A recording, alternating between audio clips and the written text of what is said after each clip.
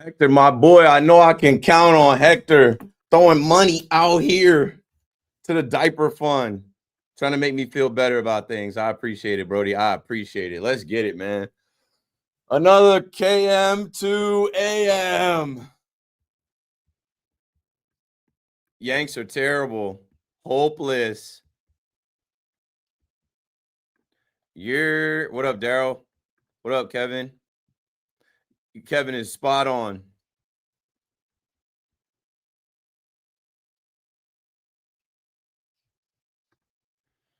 I don't know. I didn't catch it. I was in a bad one tonight. Demon D. Nino, this is really sad, bro. Yeah, we'll start with the Mets. How about that?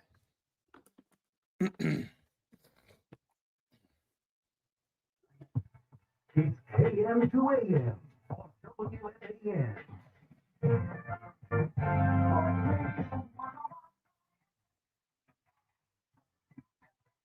Yeah, let's get it, New York City. Keith McPherson on the fan. The Mets got to win. I mean, Mike Brown is the luckiest guy in the world. What a win for him. Dial 888-808-1019 one time. You know that commercial where they're like, change your apartment, change everything. The Mets need a commercial that says, change your lineup, change everything. What a difference it makes. Lindor is back just because he was hitting second. The make it happen Mets. Nobody beats the Miz. The Mets do. That's who. The make it happen Mets do. Come through. 888-808-1019. We're going to talk about that whack-ass team that's up in Canada right now. They're already on vacation, 1 foot into the holiday. But at least we have some positive things to talk about, right? Because the Mets had gone days without a win. The Mets had 2 days off, 1 rain day off, 1 scheduled day off. And what I do want the Met fan to know that might not be paying attention is the Pittsburgh Pirates are on a heater right now. Yeah, the Pittsburgh Pirates just had an undefeated homestand. And to make you feel better about things, like they just swept the Cardinals, and the Cardinals didn't score a run. I say that to say this. It's baseball. Like, it's going to happen. And I know the Cardinals aren't world beaters. I know the Cardinals aren't, but the Cardinals have 47 wins. They're not that bad this year, but they just walked into P-Town. And the Pirates, since they fired their manager, since the passing of Dave Parker, they have been pitching, they have been hitting. And I would say if you're a Met fan, forget about that series from last weekend. It was a historically bad series, but that type of stuff happens. Control what you can control. First game today, we're not going to spend a lot of time on it. We're not going to spend a lot of time on it because it's negative energy. And the Mets work a split, and you're hoping that they can take the series tomorrow. But I was getting weird flashbacks of the Brewers from last year when Rhys Hoskins came through, and that early series in Citi Field, it was empty in there as it was empty the first game today. Whatever. Ultimately, the storylines from that first game don't matter. Clay Holmes gets pulled after 5 1/3.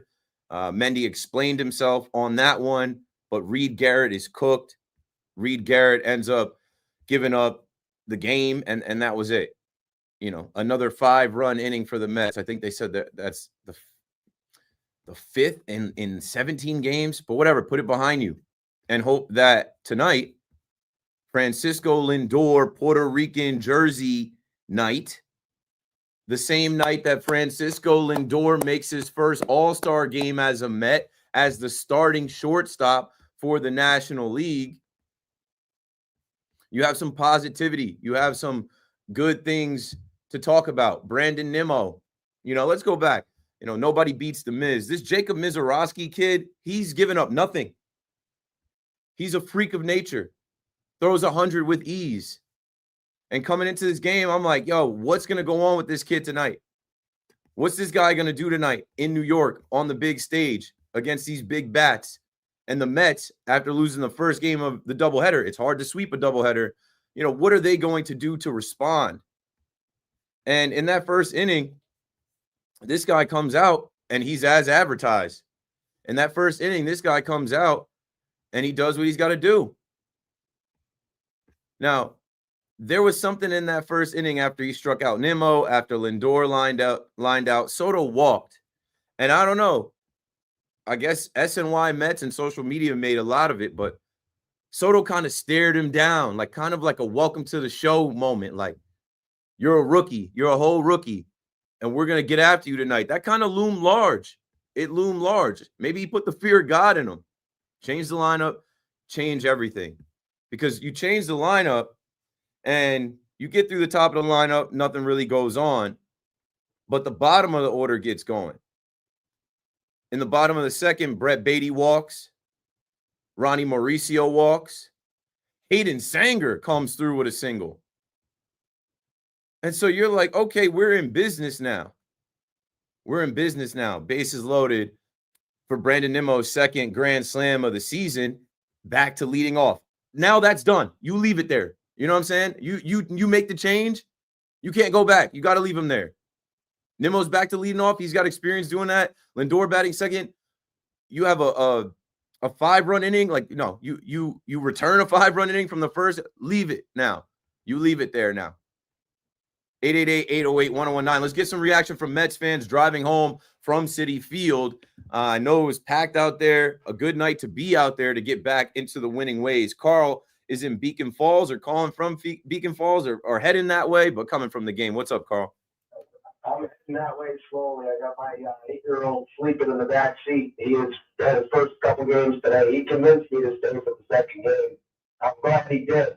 That Sengar hit was wild play going off the pitcher's glove, and they were very fortunate to get him up there. And it's good to see Lindor going later. Sengar with the bunt, the manufactured, run tonight. They got the insurance run with Lindor. It's just good to see, Lindor and some life in that lineup, because that first game was dreadful. And I'm just very concerned about the pitching going forward. Obviously, the biggest issue they have, it's just not sustainable to send out Brazaban and then Tidwell. It's just not a sustain. And then all the pitchers, even like the Richard Lovelady, come on.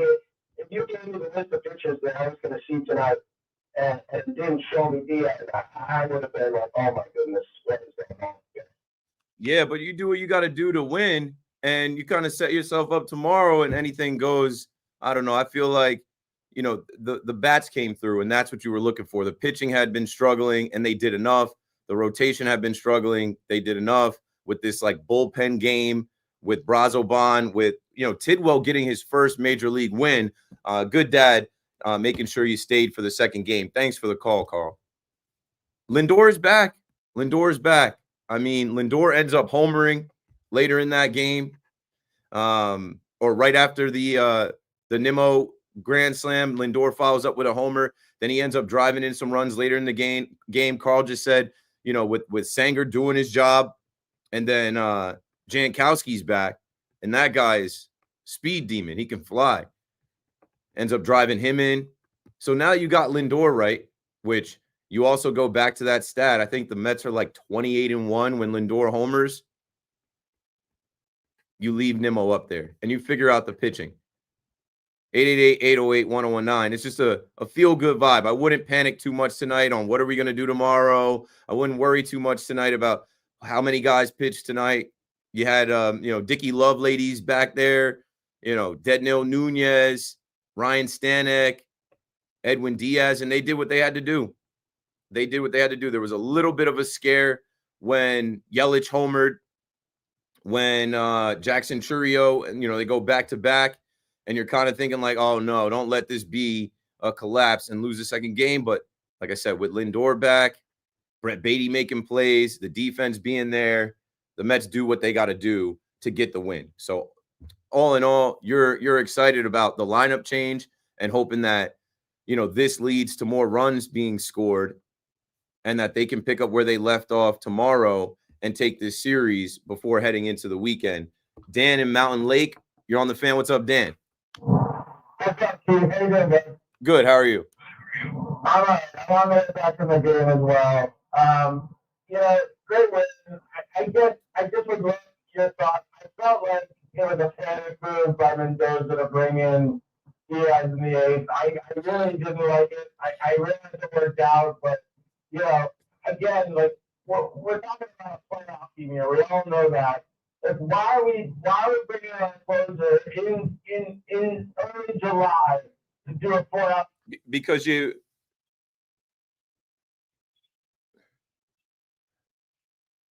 No, I think it's an urgency move because you've lost so many games. You're in a losing streak. You can't lose that game. You can't lose the series. You can't get swept in the doubleheader. You got to make sure that you stop the bleeding, that you get it done. We've seen him call on Edwin Diaz for 1 out. You know what I'm saying? We've seen him come in there and who was the kid? Pichardo the other day. Like we've seen him go to Edwin Diaz as a save the day move. We can't fumble this one. Thanks for the call, Dan. I'm getting the feeling that the Met fan is still very pessimistic. I'm getting the feeling that the Met fan is like, this isn't enough. You guys aren't happy you won? I don't know. I mean, if we're gonna go negative, I'd just start taking these Yankee calls. I don't want to go there because that's gonna be the whole night. 888-808-1019. I felt like that was just a manager making a move to secure the victory and not let it get crazy. To go to Edwin Diaz and you're done. You're done. You don't worry so much about, like, you get the win. You do what you got to do to win. That's what managers are supposed to do. They can control the game. They can affect the game. Put your best out there to get it done. Edwin Diaz can do it, and he did. So take that win, and then you go into this game tomorrow, Juan Soto replica jersey day, and you try to win that game, win the series, and you guys know what's coming up this weekend. You need to win the series. I just talked about Pittsburgh and being swept by them. You lost 4 in a row. Couldn't let it be 5 in a row under any circumstance. And the thing about the Brewers is they're pesky. They've got guys that can hit. They got guys that can run. You got to close the door on them. And they did. Phil is in Sheepshead Bay on the fan. What's up, Phil? Yeah. We made a couple of moves that paid off, put us in the win column this evening. I had an idea. I want to see what you think about it. What if we move Pete Alonso to number 5 or 6? Take a little pressure off of him. Let Soto hit 4th and move McNeil up. What do you think about that? Move McNeil up. I think we already see McNeil back clean up at some point. I don't know. I think they like where they're at with their top 5 right now. I wouldn't expect that change. I would expect them to run the same guys back out there tomorrow. I wouldn't expect that change to come the next day or Think he's going to go back to the original lineup? No, I think you got to try this again tomorrow. I think you got to lead off Nimmo. I wouldn't change it. It worked, and you've been waiting for Lindor to break out of it, to snap out of it. He had a big night tonight, 3 hits, 3 ribbies. So bat him second tomorrow and see if he follows up. Okay. You have a good evening. Thanks for the call. I don't know. I don't know where you guys are going. That wasn't good enough. 7 runs, a grand slam, 2 home runs, a Lindor home run. Jeff McNeil. I know Jeff McNeil had 2 knocks, but I don't know if I'm looking for Jeff McNeil to move up because Pete Alonso went 0 for 5. Look for Pete Alonso to bounce back tomorrow in a game that you're going to need. Maybe he's the deciding factor. 888-808-1019. Taking your calls on the Mets after the Mets game. After the Mets beat this young phenom pitcher, they split the doubleheader to even up the series in front of 41,000 plus fans to get another win in their ballpark and set up the rubber match tomorrow. Of course, we're going to talk Yankees. 888-808-1019. I see the Yankee fans on the line. It just sucks, man. It sucks. I don't even want to talk about it. I really don't. They set you up for the biggest letdown. They pick you up in the air and give you an exciting game and comeback just to powerbomb you on your neck. Keith McPherson on the fan. Don't go anywhere. We're coming right back.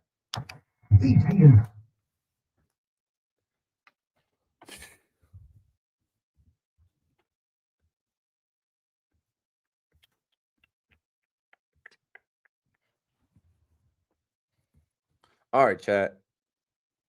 Let me see what y'all on. Hector's still throwing money. Hector said, "Y'all, let's get over $5 for the KM to AM. Let me throw $4.99 and $99. You got paid early. You got paid today. Your 4th of July. Your check hit early today. Appreciate you, bro. Let's see what the chat is on.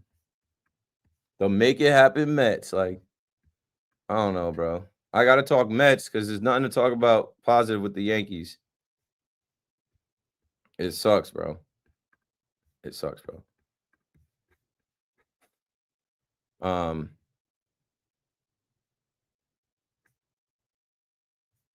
right, let's run through the chat. And if anything pops up that I think is good, we will use it on the show. So I think the last thing I saw was OMG, the Mets won a game, right? Mm-hmm. I'm so appalled. Spalding, balling. Moral victories are for minor league coaches. That's what I'm on.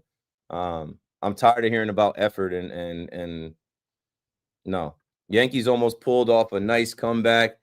Never know, might get them going. This weekend is a must win for both teams. Yeah, I don't even want to think about the Subway Series. They could easily be swept. Easily the 2 best teams come 4th of July. Talk about bringing the hype down, having no juice for the series. Josh Wells in here. Josh from the Bronx, what up? I just checked to see if you were on hold because I know you like to call. But I appreciate you in the chat. Same difference, participation. Nicholas says, Baboon cost us again. Why go to Devin Williams in the 8th inning? Who is the closer instead of Jonathan Loaiza, who hasn't pitched in 2 days? I'll star that one and I'll answer it when we get on air. I think it did. It helped him today. He got a little bit of a bump. Yankees cannot shake it. Lost the series. Lost the game. Lost the game in the first inning. Lost the series. And then lost first place. Now they're tied, but advantage goes to Toronto. They have more wins over them. LGMT. It definitely did. It was just something different. Definitely did.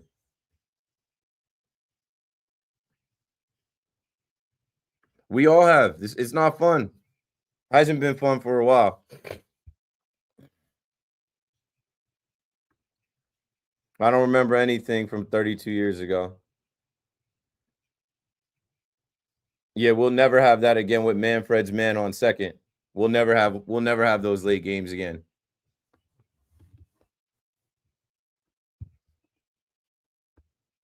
Yeah, Hoskins not like that.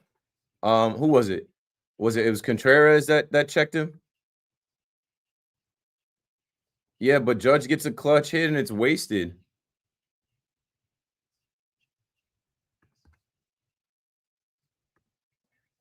Yeah.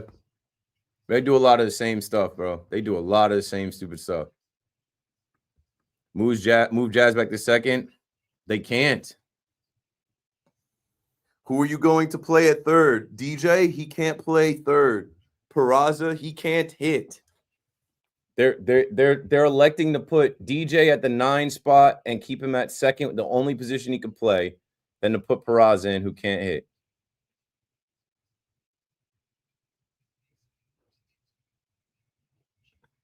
Volpe has been trash. Bro, I lost my mind on his at-bat today.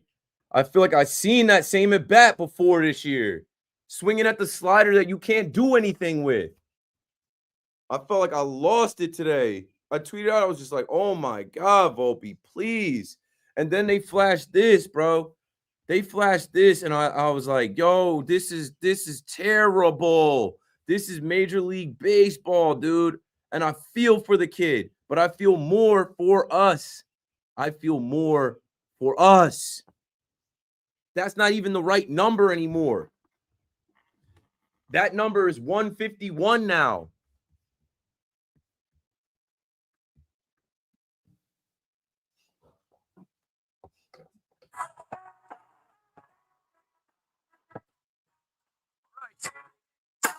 It's a quick one tonight. That's why I didn't even really want to waste time on the Yankees. It's the same thing. It's rinse and repeat. They lost the game in the first inning. They lost the series in the 8th inning. And then in the 9th, they lost first place. Keith McPherson on the fan. 888-808-1019. At least the Mets are back. Yeah. Yeah, LGM, right? At least the Mets are back. We can't have peace. I don't know why the Yankees did that, man. I think I would have rather them, like, you know, when they went down 7-0, rookie pitcher on the mound, Will Warren, who the will to Warren turned into the will to wear one. They left him in, and I'm like, oh, he's going to wear this. They flashed the stat in the first inning when it was 5-0 that says Will Warren has a 6.75 ERA in the first inning this season. And y'all remember what happened in Dodger Stadium. And this was deja vu, but worse. And in that first inning, I'm just like, this is how, and he's a rookie. So you have some grace, but it doesn't matter, man. He's been good. He's here. It was just a terrible way to start.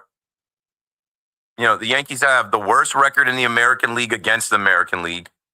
They don't own the tiebreaker now against the Toronto Blue Jays. I think it was Neil in Irvington that called me 2 weeks ago and was like, the Blue Jays are better than the Yankees. You know that, right? And I'm like, nah, no, they're not. We're going to see. Well, let me shut up. Let me just stop. Let me put some respect on George Springer, on Vladimir Guerrero Jr., on Ernie Clement, on John Schneider. John Schneider, I don't know why he didn't just keep walking Judge. They ran out of Judge walks, but anyway, I don't really care to rehash this whole game. That game was lost in the first inning. I don't have any moral victories for the fight that they showed. You know, finish the fight. Be the more desperate team. Finish the fight. You have the better players, right? You have the better team. As, you know, in the post game, I mean, I know you guys are fed up. I don't watch the post game. I don't listen to the post game, but I'm sitting in here and I'm catching some of it. And Mike Francesa tweets out at 11 p.m. Boone. And then he puts a Boone quote. We think we are really good. And then he follows that up with, that's the essence of the problem. So I quote tweet that with, Boone, I have so much belief in this group. And then I write, we don't.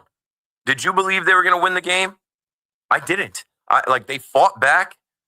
And there were multiple times where I'm like, ugh. And let's take it to Volpe, bro. Like, Volpe has reached a level where you got to sit him down. It's the last game of the series. Like, play Peraza. It is what it is. That Volpe at bat, I lost my mind. I physically was like convulsing on the couch. Because what do you hear me say? It always falls on Volpe. How? How is he always up with runners on and 2 outs? How? Tonight, he comes up in the 7th, and there isn't 2 outs. Jazz walks, Dominguez singles, and I'm saying, oh, this is trouble for them. Even Kay says it. There's speed on the base paths. I'm like, yo, we get the ball and play. Like, we're going to score. We're good money. Bro, having a bat. They flashed the stat on Yes Network. Anthony Volpe, 149 runners left on base this season. I said, oh, can't run from this anymore. Can't run. It's the second most in Major League Baseball behind Nick Castellanos with 150. And you know what he did in the at-bat? Called strike 1. Second pitch he sees is a slider up in the zone that I don't know what he thinks he's going to do with. He grounds into a double play and he takes the lead for runners left on base in Major League Baseball. Make it stop. 888-808-1019. Robbie's in Lenox on the fan. Robbie, I don't know what to do. I got nothing. Thank God I went to see the new Jurassic Park tonight. It's actually excellent. So I went there. Yeah. It was great. Very, very smart. I would say it's scary, but entertaining. I should have done something like that instead. My girlfriend and I wanted relief tonight. I went plop, plop, fizz, fizz, go to the movies. And, popping down the milk duds. Anyway, so my peyote buttons, Keith. Anyway, so Anyway, so I get home, right, and I grabbed some food. I went to rehearsal with my band because we're playing Saturday night. So yes, I am the man up here, the Caucasian boy that sings Stevie Wonder. But anyway, here's the deal. So okay, here's what bothers me. Hey, Aaron Boone. He's given up 7 runs. You want to get him out of the game already? I mean, is Aaron Boone that stupid? Oh yeah, let's leave Will Warren and. Okay, Keith, listen. You have to. I just got to stop you there because we have nothing in the bullpen. We don't have a long man. We like you want to throw JT Brubaker or we just do these guys. Like having Will Warren wear it, actually gave us an opportunity to come back and compete in the game. When you look at the box score and you actually look at all things considered, Berrios, like his box score was just as bad. Berrios goes 4 innings and a third, gives up 9 hits, 6 runs. Will Warren goes 4 innings, gives up 10 hits, 8 runs. They both had a bad night. And here's my question for you before I go, okay? Here's my question. I am so sick and tired of the third base coach of the Yankees. Can we send this guy back to Citi Field? Why is it every time I tune in, so I get in my car, I'm on my way home, I hear him, Dave and Susan, right?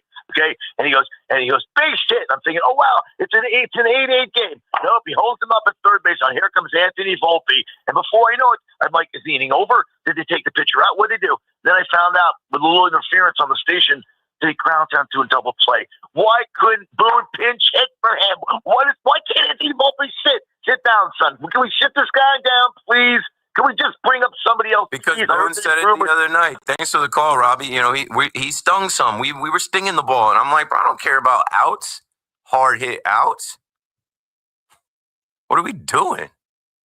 You can't pinch hit for him. He won't pinch hit for him. Put Peraza in? I don't know, man.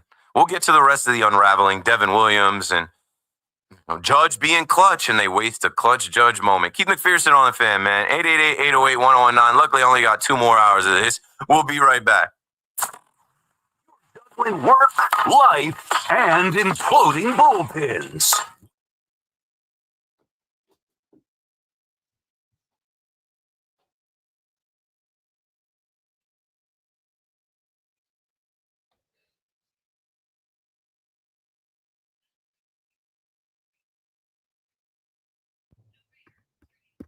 All right, back to the MacBook mic. Let's see what you guys are on in the chat. I'm starring some of the stuff that you guys are saying to bring to the forefront here. Let's see. Take the L on DJ already. It's over. They won't. Of course, they need to make moves at the deadline. They need to make a few moves at the deadline. But, like, what are they really going to do, yo? What are they really going to do, yo?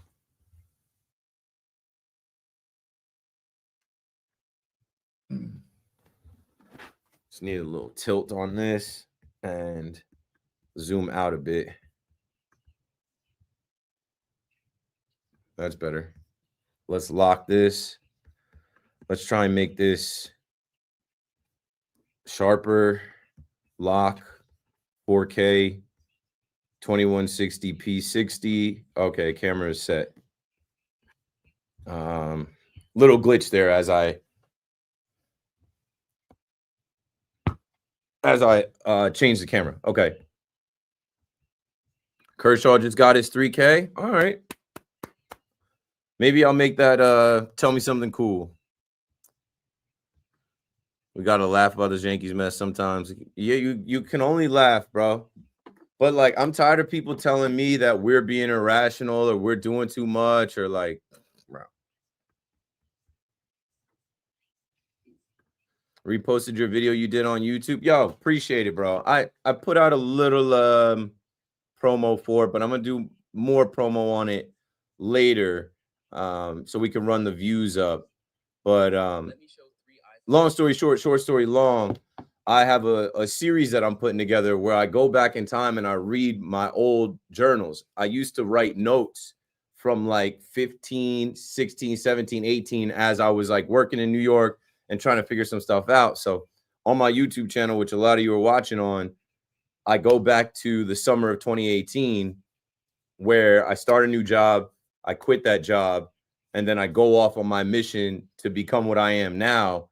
And it's crazy to go back in time and, you know, read what I wrote and my thoughts. And what I hope is that it inspires somebody that's at a job that they don't want to be at or kind of in a transitional point in their life and wants to kind of go out there and be themselves. That's all I wanted to do. All I wanted to do was like create and be what I am now. And it really started that summer. So shout out to Matthew for reposting it. I appreciate the love.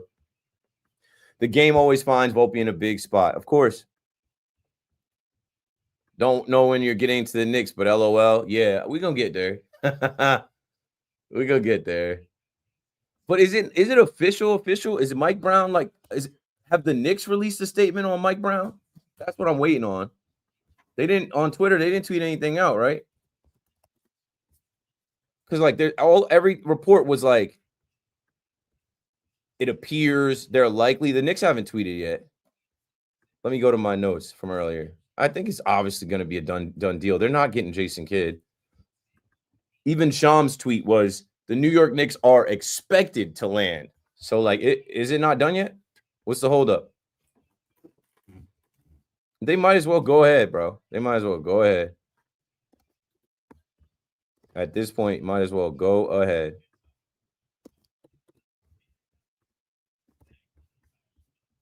Let me see. Yeah, I don't think it's like official yet.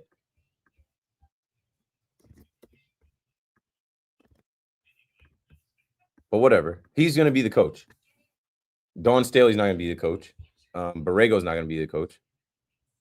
Right. For all of that, you hired a coach that nobody else wanted. You hired a coach that's been fired like 4 times. You might as well have stuck with your coach who's been fired a bunch of times. But what do I know? I'll talk about it. I'll give you my take on it. Enjoy the honeymoon and enjoy this time right now. Great win by the Mets, but Pete Alonso needs to start hitting. It's a team. Pete Alonso could have the winning hit tomorrow. They set us up for a Devin Williams failure. He's got to be better.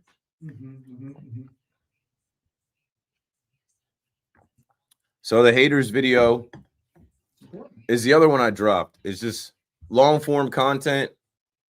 Me, doing stuff that's not just sports related. Appreciate you guys subscribing to the channel and watching that stuff. All right, here we go. Let's get back into it.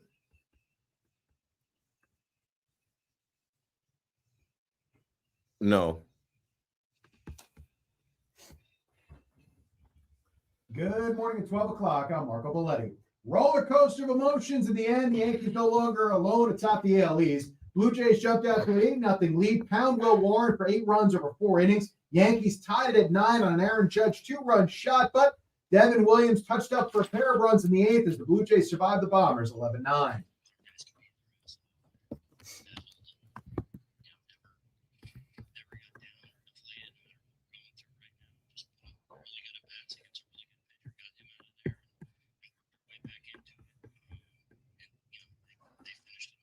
That's now 13 losses in 19 games. Yankees and Blue Jays tied atop the AL East, half game in front of the Rays. Mets notched their 4th win in 18 games, taking game 2 from the Brewers 7-3, except for losing the opener 7-2. Mets switching things up in the lineup. Brandon Nimmo led off, followed by Francisco Lindor, and it resulted in back-to-back homers, including a grand slam for Nimmo. Lindor drove in the other 3 runs.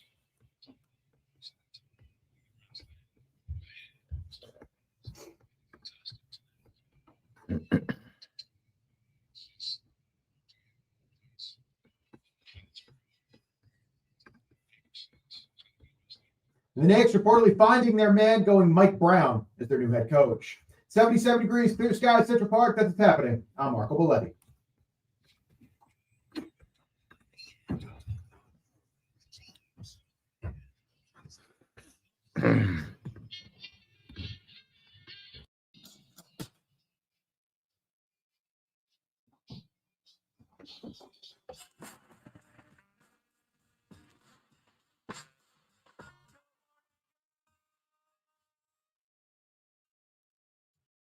Morning.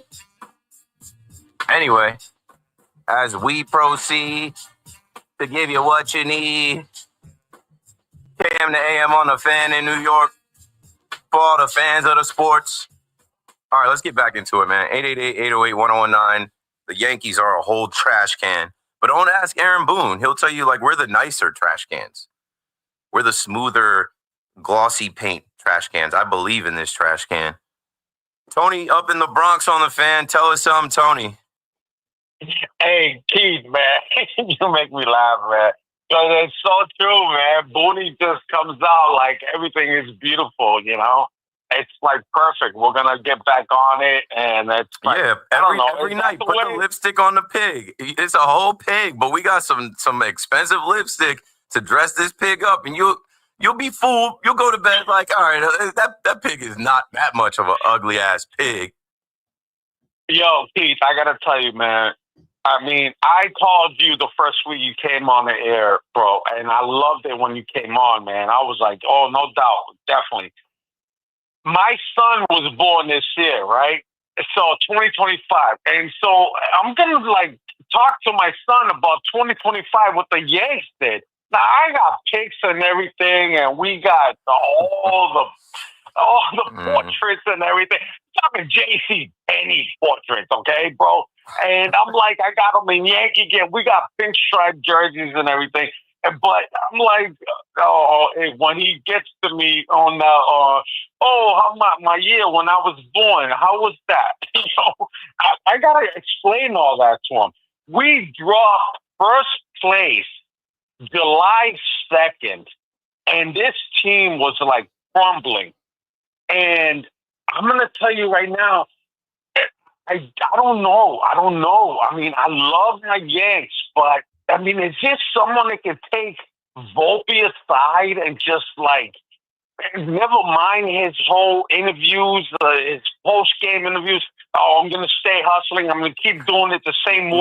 No one is above being benched. No one is above being sat down. No one is above, if you're not performing, you do not play.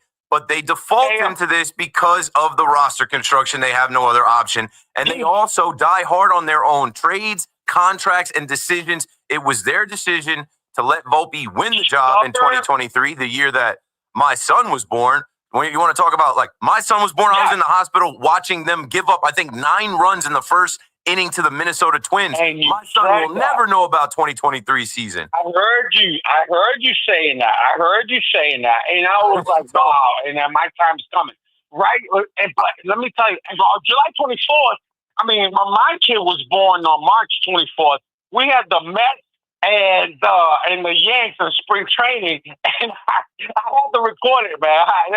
God bless you, Tony, and God bless your son and your family and all the Yankee fans that are making young Yankee fans. I brought my son to the game Sunday. I didn't get to see all the home runs or whatever. I saw the first 3 innings. He heard the Deo, and I taught him the Deo, and then we're watching the Yankees play the Blue Jays, and they hit a Deo in the Rogers Center, and my son goes, Deo, Yankee game.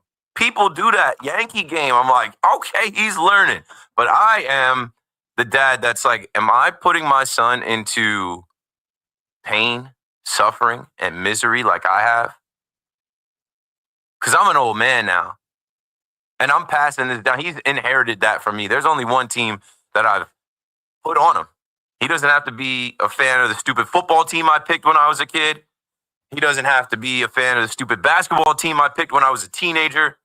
But the Yankees, I'm like, am I also putting, like, I don't know, because I don't see any changes coming, folks. 888-808-1019.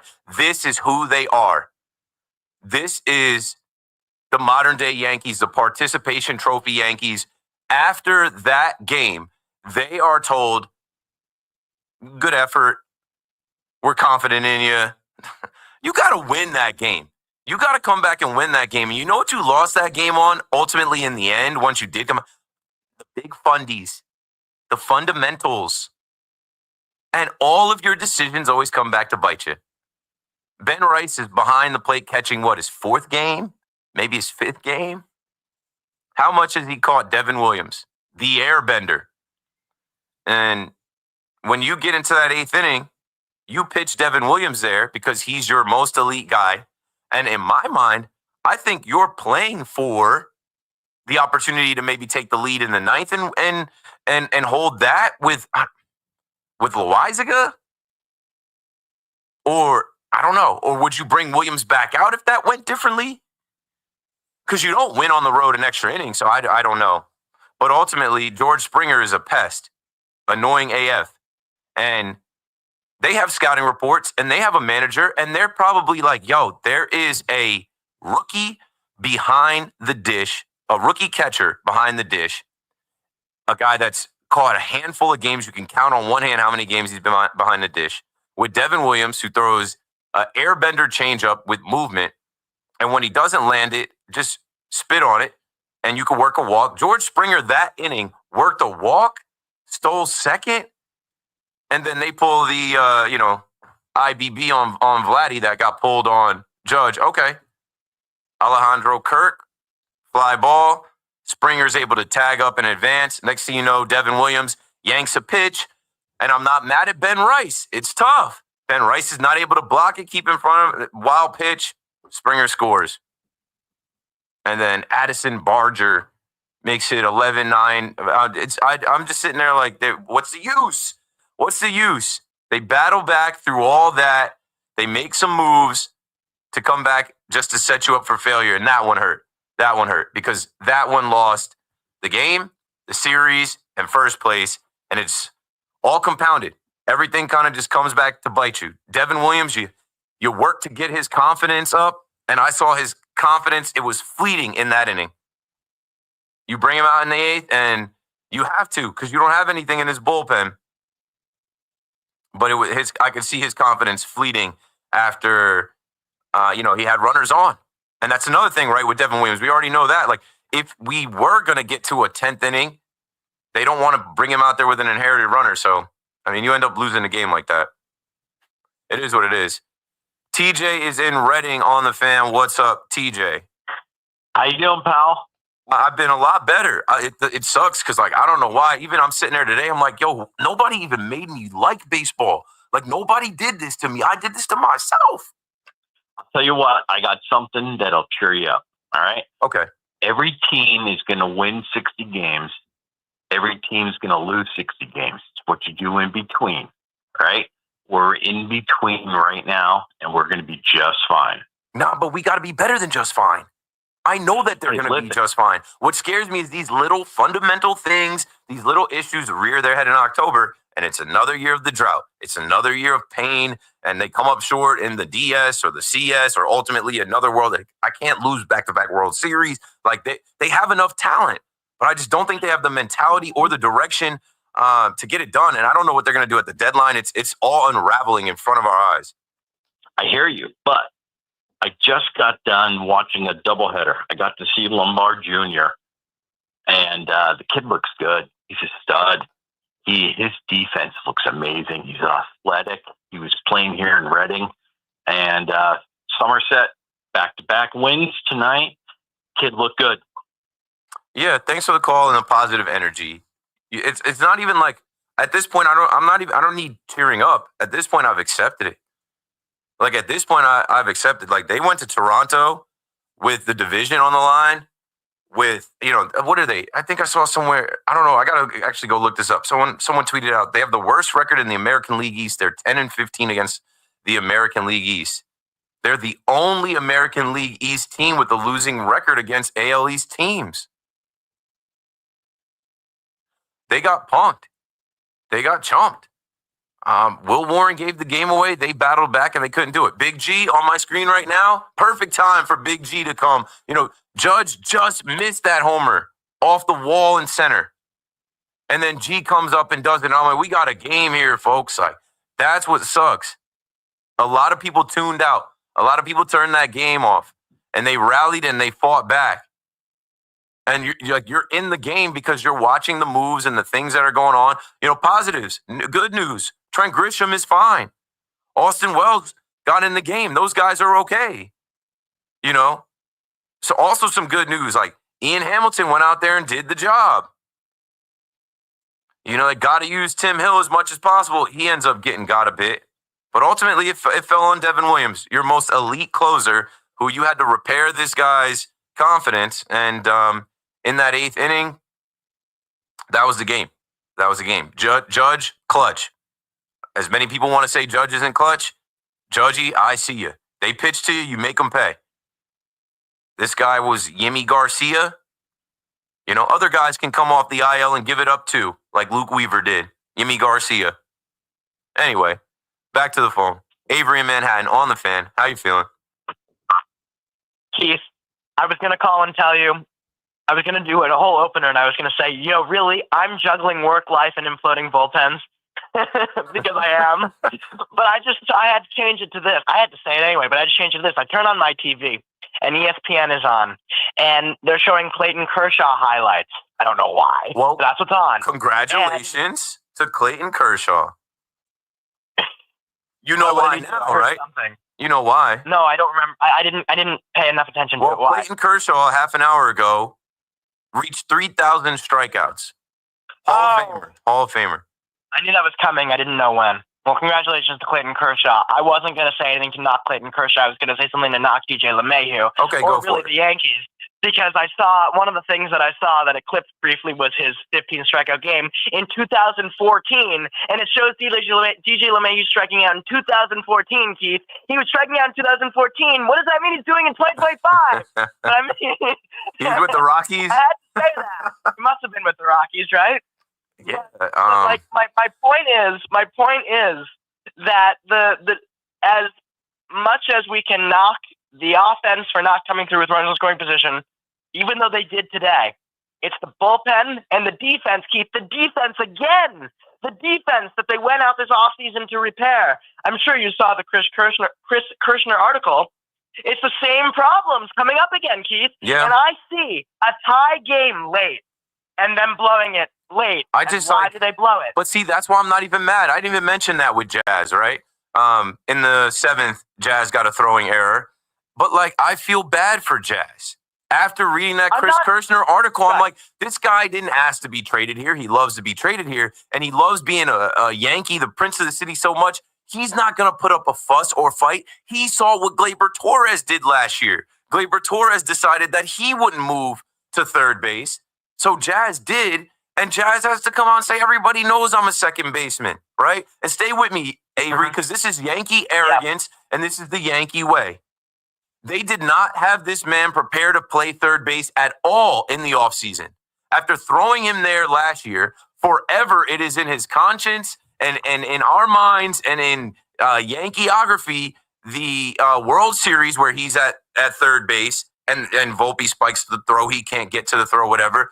Now we are in a position where he is playing third base because they got to play DJ LeMahieu to get a little bit of a return on investment on the $15 million that they pay DJ. Also, he's got relationships in there, so they play him.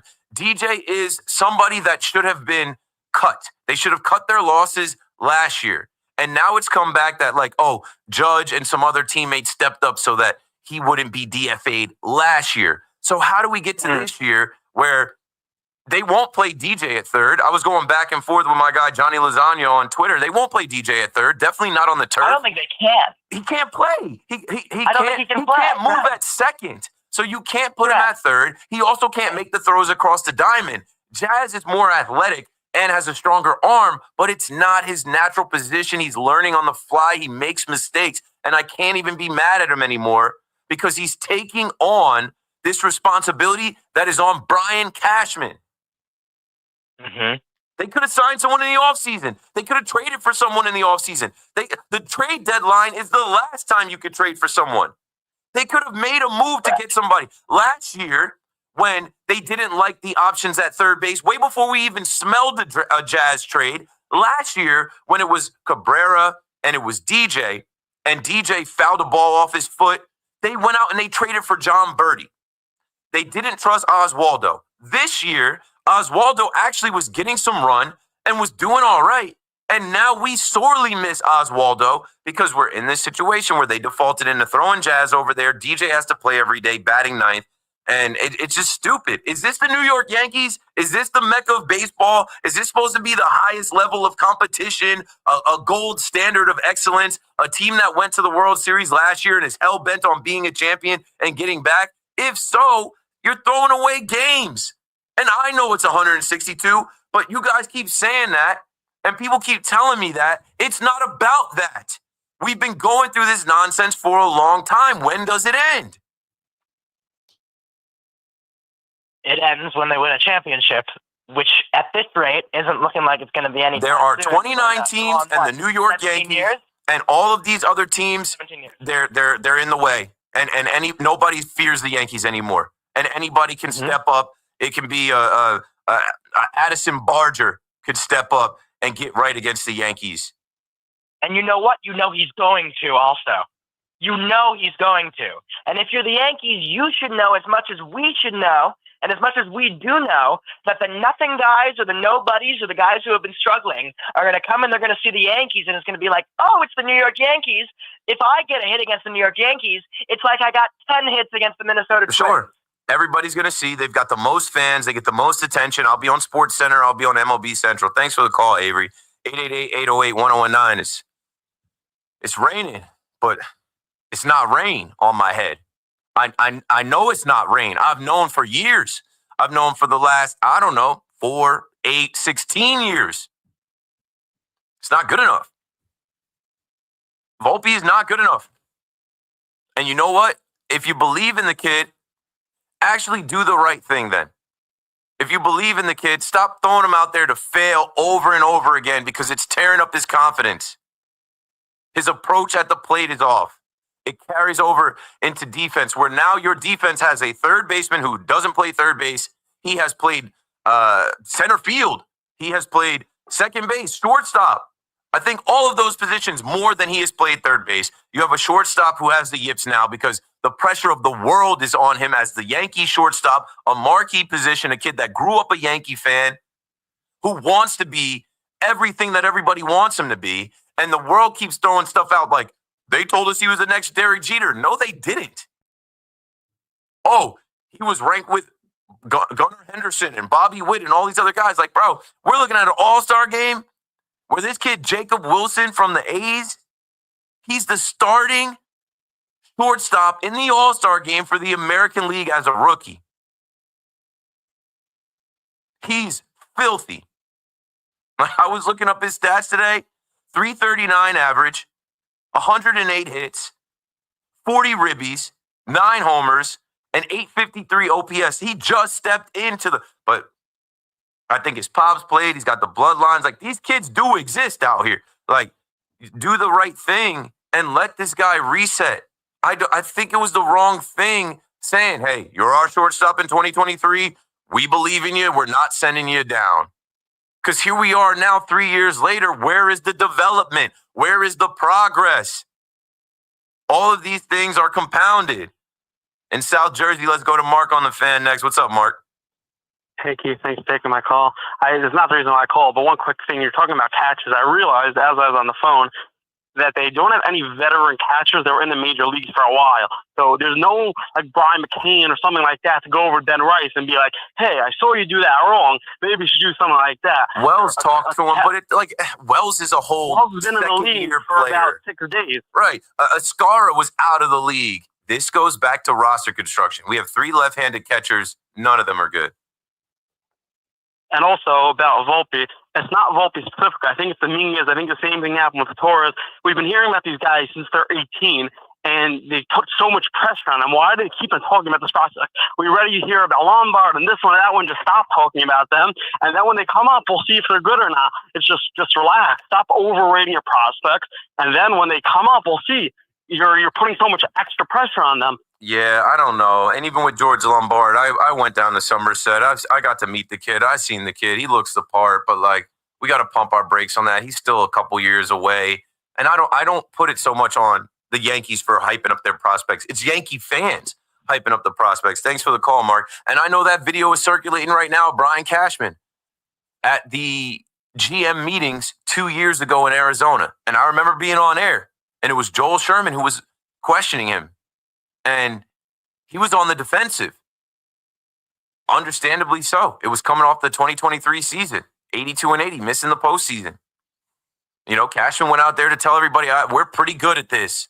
But it comes off as arrogance. It comes off as Yankee arrogance. You're living off the past. Oh, Keith, they made it to the World Series last year. Yeah, and you know what people will tell you? The American League is weak as hell. Who did they beat? The Guardians, the Royals, and then what happened when they ran into an actual good team? They embarrassed themselves and all of us. And here we are getting laughed at, being embarrassed again with the little fundamental things, errors, pass balls, terrible at bats, swinging at and it's been going on for a while now where, I don't want to hear it. I don't want anybody to tell me, yo, chill out. It's a long season. I know it's a long season, but ultimately the long road ends to the same end. Ultimately, it ends the same way, not in a parade. Let's go to John in Brooklyn on the Fan next. What's up, John? Hi. I have a really crazy thought. I'm not sure if you would agree to it. What would you say to? I think Judge. He looks like he's a great player.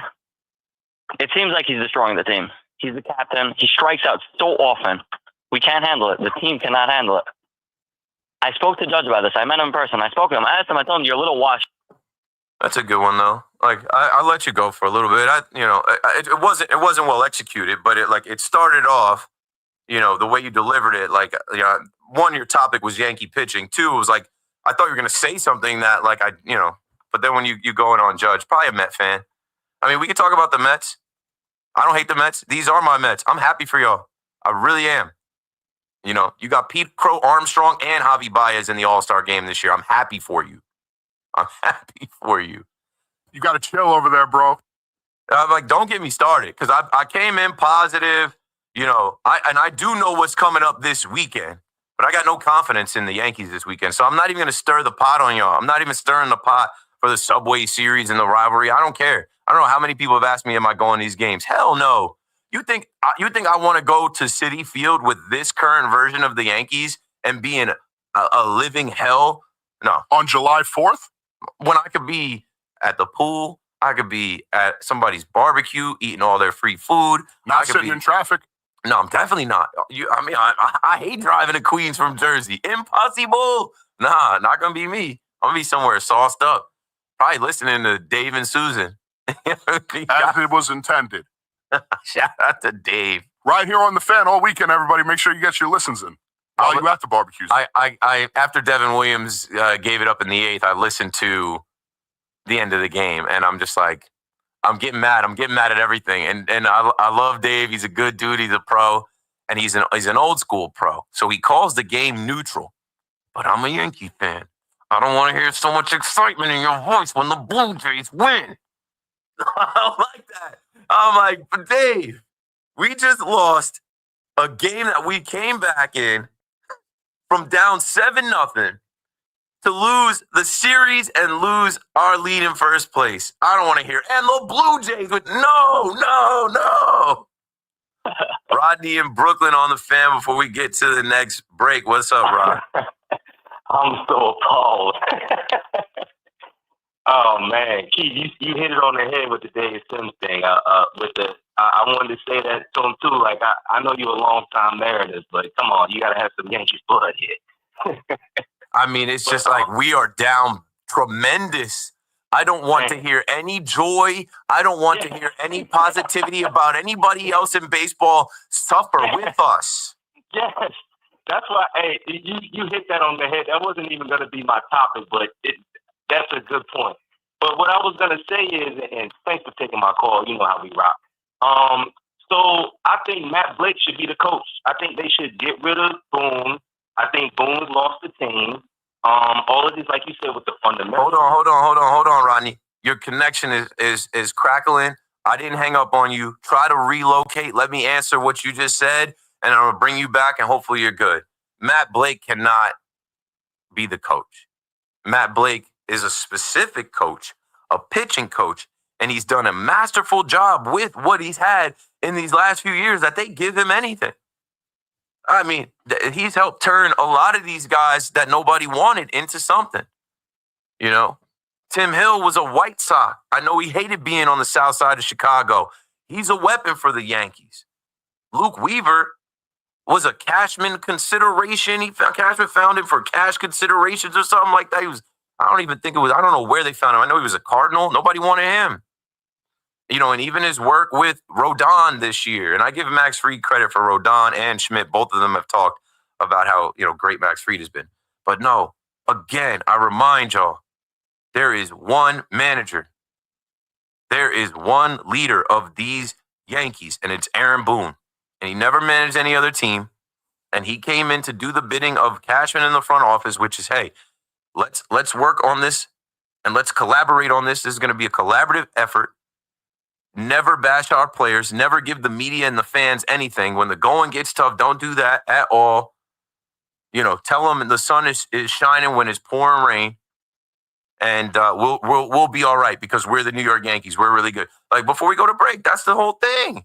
That is the whole problem. And I know y'all love Mike Francesa, right? That's the GOAT. Mike Francesa put out a tweet at 11 o'clock. Boom. We think we are really good. And Mike says that is the essence of the problem. That you go to sleep at night thinking you're good. You know what? I think some of the best people, I think I'm decent at the radio, but I go to sleep at night with imposter syndrome. I got to get better. I got to read more articles. I got to learn more things. I got to work on more tactics. I got to work on more. You know what I'm saying? Like, you always got to be sharpening your sword. You've always got to be improving. You can never just think you're good. Let's do big shot of the night when we come back just to switch up the mood. Keep McPherson on the fan dial, 888-808-1019. Don't go anywhere. We'll be right back. It is going. Goodbye. The Yankees wrap it.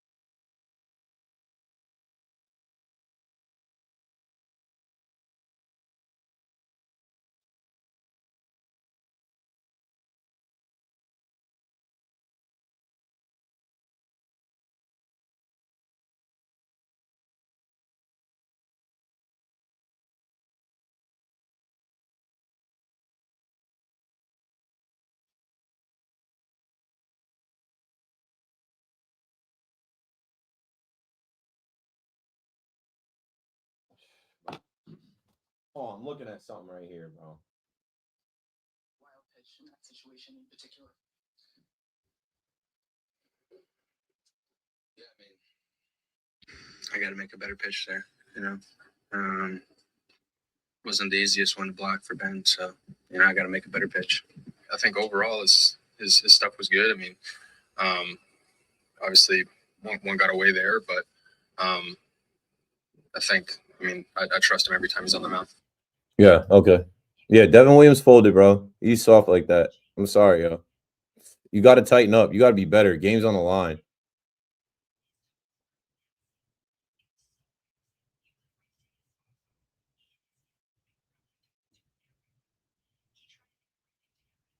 Anyway. Yo, Rodney, if you're in the chat, you're still on the screen. We'll come back to you, bro. Your phone was crackling. Let's see.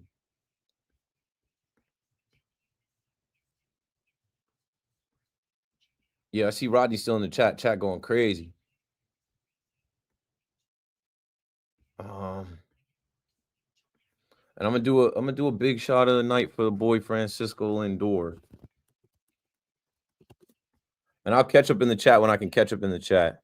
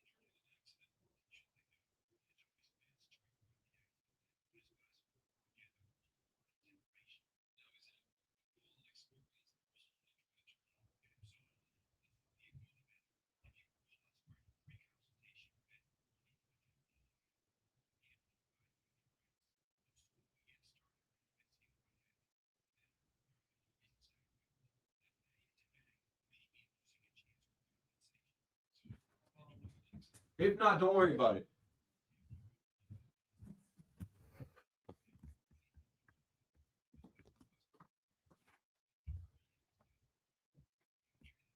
All right. So Rodney called and said this. We'll get back to it, bro.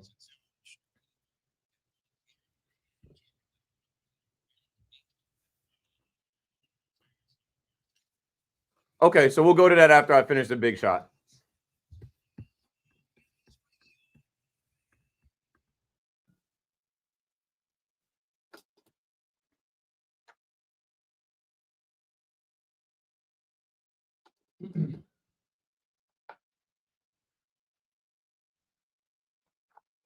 The big shot of the night is brought to you by WFAN and me, Keith McPherson. Bright lights, big city. You know we got a bunch of big shots. And this guy is one of the kings of New York. He had been in a slump, but you know what? Change the lineup, change everything. Francisco Lindor on Francisco Lindor Puerto Rico themed jersey night. He comes through. When he homers, more than likely the Mets will win.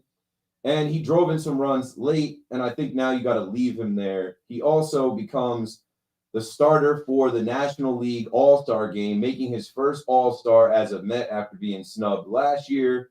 You got to be feeling good about the pseudo-captain of the team making it happen with the Mets tonight. Francisco Lindor, your big shot of the night. 888-808-1019. Let's hear from Francisco Lindor after the game today. After he goes 3 for 4 with a homer and 3 ribbies. Let's hear what he had to say about not leading off. Like, there's some people that might think, like, hey, if you lose the leadoff job or whatever, like, I think, again, with Mendy, and tip your cap to Mendy, this was a losing streak. This is a doubleheader where you don't want to get swept in your building in the doubleheader. You have to make a change. I don't think it was an overreaction, or I don't think it was a desperate move. I think it was a needed move. Like, Tommy suggested a zone offense. Evan was picking names out of a hat. Like, people were calling and suggesting all type of things, from Soto leading off to whatever. So it worked today. Let's hear from Lindor himself on not hitting first.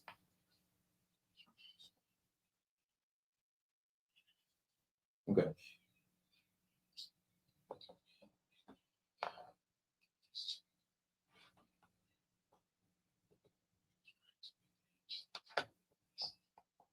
He's Francisco Lindor. I don't mind him speaking in the third person because he's like that. And even while he was struggling, people were wondering, like, why aren't they calling out Lindor? Because he's Francisco Lindor. He put the team on his back last year while his back was hurt. And like this year, he had enough moments and got respect for being the runner-up in the National League MVP last year, where, yeah, he's the guy. He's the starting shortstop in the All-Star game. Let's hear him reacting to that news today. What was the other one we had with him? Don't worry about it. We'll get to the phone.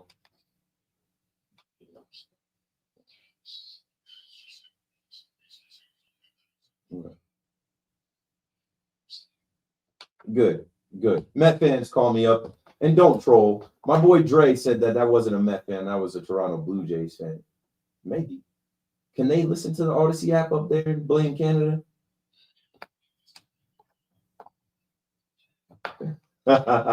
Yeah. Nah, I'm sure where there's a will, there's a way. I was on Sportsnet 590 earlier this week, and I know they listen. I know for a fact that shout out to Blake Murphy and the Toronto Blue Jays Talk Live, Blue Jays Talk Plus that I was on this week. Sucks. It sucks. I can't take it, man. Because I'm on there, I'm talking like the Yankees are gonna go in there and handle business, because I've seen them go to Toronto and handle business so much. And they lose 3 in a row. They lose the series, and they lose in 3 different ways. And let's hear what the Yankee fans have to say about it. We'll go back to Rodney, because Rodney, we called before. He was a little staticky. We were up against the break. I didn't hang up on him. He suggested that the Yankees hire Matt Blake as the manager, and that's not going to happen. If they were to fire Aaron Boone, it would not be a succession plan of Matt Blake as the heir to Boone. He's a pitching guy. He's a pitching lab guy. I think when he came from Cleveland, like, he is a pitching coach.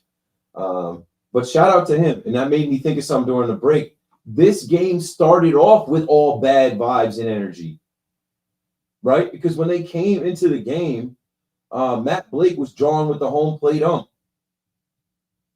on his way to the mound talking to Will Warren. And then Aaron Boone yelled at the home plate ump too. There was a ball outside, I think, when he walked Vladdy, and he had a battle with Vladdy, and he ended up losing it. And, Boone has relaxed on the umps. He's only been tossed 3 times at this halfway point, and he didn't get tossed in this game, but I'm like, it just never helps. The ball was outside. They showed it on the yes cam. And then, Springer singles, Warren walks Vladdy, bases loaded, no outs, and then there was trouble. 2-run double from Alejandro Kirk, Addison Barger, first pitch, 3-run homer, 5-0, Davis Schneider, homer, 7-0, and I'm just like, the game is over. We're done. But let's give them a participation trophy for fighting back. Rodney in Brooklyn on the fan. What up, Rod? Yeah, a little better. Not as much snap, crack on pop.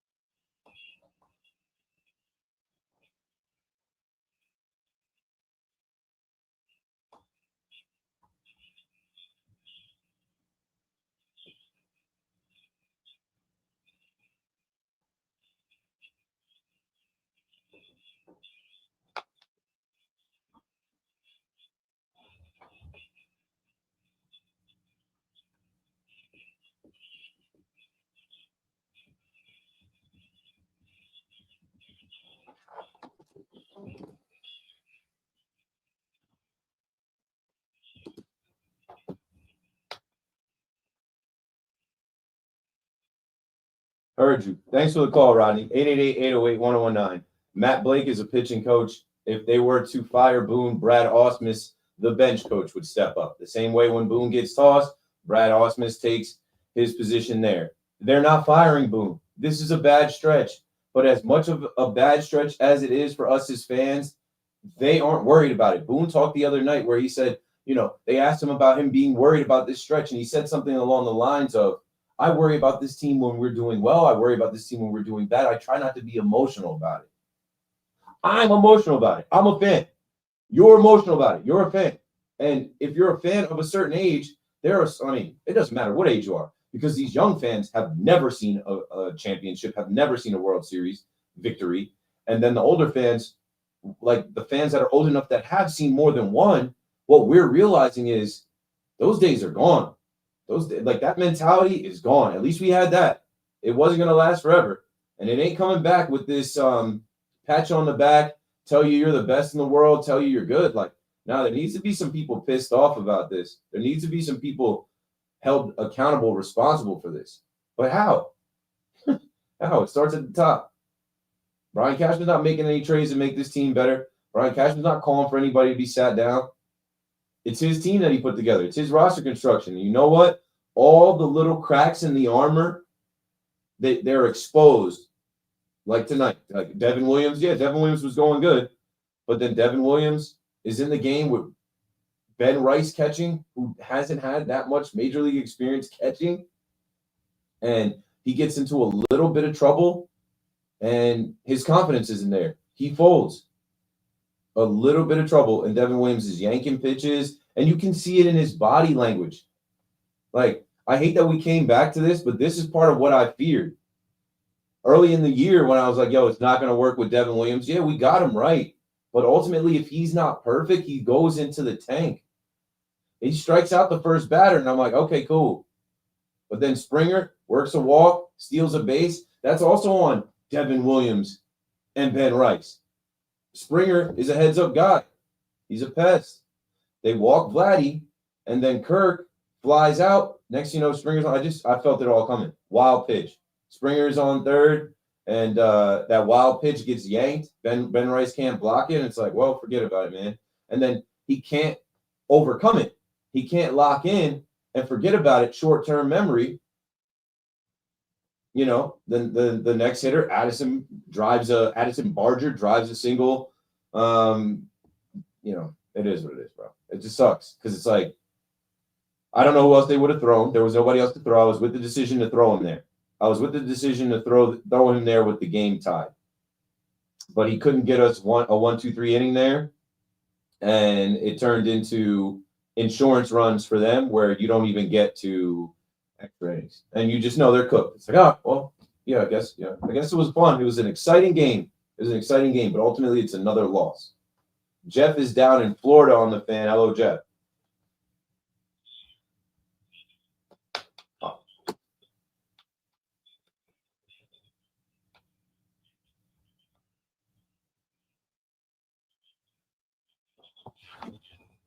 Soto back in the World Series against the Yankees, but it's interesting now they both can't win on the road. So they're both 1-8 in their last 9 road games, which might be good for the Mets considering where the Subway Series is this weekend. But I feel like for the Yankees' perspective, today, I guess now, is such a huge game. I know it's 1-162, but you're either, possibly in third place, depending on what Tampa does. I don't know if they're playing, or you're in first, and you could say at least we got out of here, ahead of Toronto. I think, and especially the fact that they fought, and like I said, I think that's it would never happen. But if Boone ever did get fired, Cashman should be the one to manage the team because he's been there forever. But I mean, obviously that's not going to happen. He's managing the team anyway. I mean, it's a collaborative effort. He's clearly they're in this together. Thanks for the call, Jeff. You know what I took from your call that I really do hope, trying to woo-saw positive energy.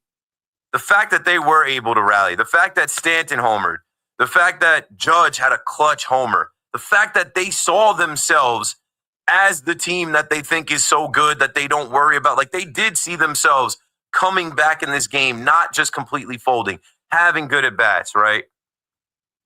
The fact that the bottom of the order came through to get them on the board.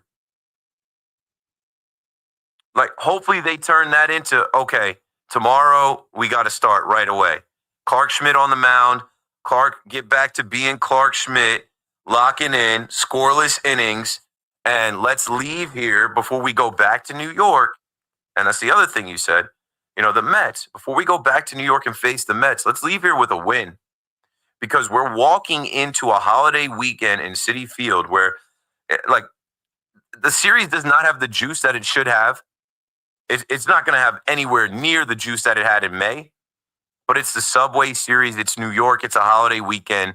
There are superstar players. Lindor just got right. Who knows? Maybe Pete Alonso gets right in this next game. And it's a collision course. 2 teams in New York that desperately need that series. 888-808-1019. If the Mets are able to sweep the Yankees, we're spiraling. The Yankee universe, we're 1 foot into the All-Star break. And we're doom and gloom, and we're not feeling positive about the trade deadline and what could happen with this team, and they can't get swept. Now, I'm confident in the pitching, who they have lined up pitching-wise, but anything can happen with these guys. The Yankees should take that series. The way the Mets are playing, the way the Mets have been playing, the way that the Mets pitching is in shambles, the Yankees are healthy. Even what I said today, another positive. Hey, Trent Grisham entered this game. Austin Wells entered this game. We just had 2 scares with those guys thinking that they were going to be out. They're not out. The Yankees have their full complement of guys outside of Yarby, Fernando Cruz, Oswaldo Cabrera. But they should have a slight advantage to beat the Mets. But Mendoza might outmanage Aaron Boone. Juan Soto might just be like, hey, I need my get back from the first series in the Bronx. No, I'm gonna go off in this series in front of my fans in my building. I don't know. It's coming up. They got to figure out a way to win. There's just so many little things that have stood out through this stretch of bad baseball that when does it end? When does it give? When do they force the issue? When do they make a drastic change? They're not. They're going to stay the course because it's 162 and we just got to the halfway point, and we're not going to freak out. We're not going to be irrational. And Volpe is a impact player or a positive player or a plus player, whatever they want to call Volpe. And DJ LeMahieu, he's got relationships in the building. That's another sidebar I had in my note. And I talked about DJ. But today we learned that Alex Verdugo got DFA'd. Jurickson Profar is back. His 80-game suspension is up. Today, Alex Verdugo got DFA'd, and it started a little bit of conversation on Yankees Twitter. My guy, the Yankee librarian, Joe Rondazzo, shout out to him. We used to work at Bronx Pinstripes together. Not for any money, but we used to work for Bronx Pinstripes for free because we were Yankee fans and just maybe we'd get some tickets here and there. But he put out, Alex Verdugo made a World Series roster, but can't make a baseball team less than 360 days later. Brian Cashman 101. And not even just any team, a fourth-place team in the Braves. And, it was obviously because Profar was coming back, but it made people think about how much run Alex Verdugo got last year, how much run Anthony Rizzo got last year, how much run DJ LeMahieu is still getting these last 3 years. And then I put my thinking cap on and I said, if this is Cashman 101, Judge deserves some blame too. Because GM Judge, Judge specifically wanted Verdugo here. He vocalized that he wanted Verdugo here. Rizzo and Judge, their dogs were best friends. And Rizzo and Judge were BFF as well. And then it came up. Hubs from Barstool. I remember him being on this last year, and I didn't lean into it because it didn't even really matter. But I saw on Twitter today, right? There was last year, based on reports, Aaron Judge, along with other New York Yankees veterans, reportedly intervened to prevent the team from designating DJ LeMahieu for assignment last year. And Hubs doubled down on it. He said, I put this out there a while ago, and it was confirmed by beat guys. There were reporters that confirmed this last year. So the Yankees will die hard on their trades. They traded for Verdugo. They traded for Rizzo. They will die hard on their contracts. They gave contracts to a guy like DJ LeMahieu, a 6-year, $90 million contract. We're in year 5 of it. They're seeing it through. And their decisions. They decided to bring Anthony Volpe up when he won a competition that took place in February and March. And then they said, you're the shortstop no matter what. You're not getting DFA'd. No matter what, if you struggle, we're not going to rest you. You're young. You're going to play every day. You'll get some rest days here and there, but there is no other backup, no other option. We're not even going to bring a veteran in to compete with you, potentially a utility guy. You're the guy. Through good and bad, ups and downs, we'll be able to overcome it because we have Aaron Judge. Jazz, we traded for you, and we wanted to move Gleyber Torres to third base. Gleyber had played shortstop. Gleyber knew. And congrats to Gleyber Torres as we're talking about the All-Star game tonight. Gleyber Torres is starting in the All-Star game at second base. Good for him. Beard power. On the year that the Yankees allow beards, he grows out a thick beard. He's having a hell of a year with the Detroit Tigers, where there is nowhere near the amount of pressure as the Yankees. But more and more, I realize Gleyber was a huge scapegoat. We talk about whipping boys. Gleyber was a whipping boy. We put a lot on Gleyber Torres. And Gleyber Torres hit last year. And Gleyber Torres did make some plays, but we always wanted to lean into he's a bonehead. He's a low IQ player. He's a losing player. It's the whole organization. It's not just one guy. He's not there now. We can't blame him now for the lack of fundamentals, the errors, the mistakes, playing guys out of position, the approach at the plate, John is in Bayonne next on the Fan. John, tell me something before we go to the break. Keith, you hit a home run every time I talk to you because when it comes down to you, you're younger than me, but you believe in baseball. And it comes down to it, I'm a baseball fanatic. I'm 66 years old. I lived through the good times and I lived through the bad times. But when it comes down to it, Cashman's got to go. Boone's got to go. Bring Joe Torre as general manager, Joe Girardi as the manager, and John Flaherty as the bench coach. And we'll get this team rocking and rolling because guess what? They're not our best friends. Judge and everybody. we got to get ball plays out there. I mean, come on. We're not here to get to the playoffs. We're not here to get to the World Series. We're here to win the World Series.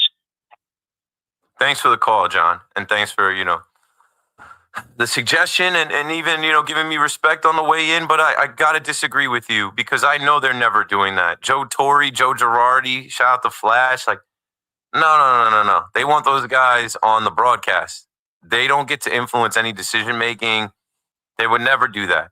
But you're 100% right what you said about, like, this is business. And before we go to break here and get into this last hour, the Yankees do so much business.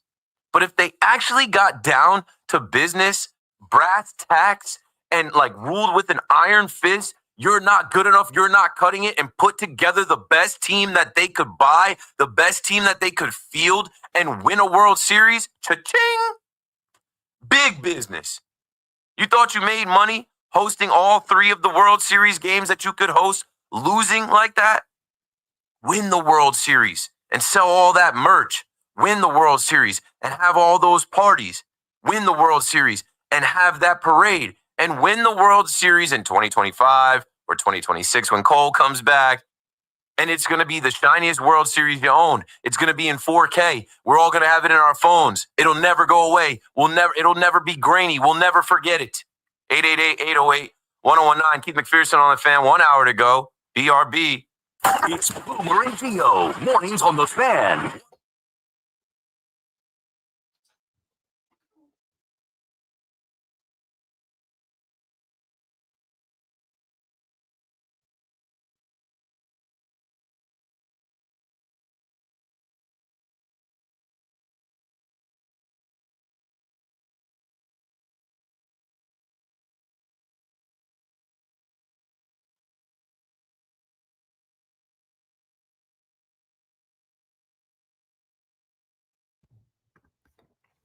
All right, y'all. I haven't really done the Mike Brown conversation. I think I'm gonna lean into some of that in this next hour.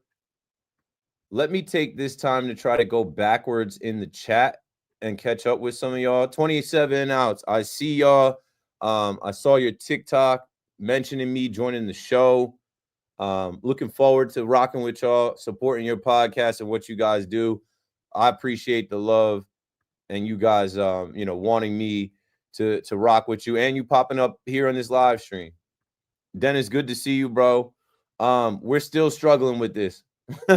We're struggling with this team, this franchise right now.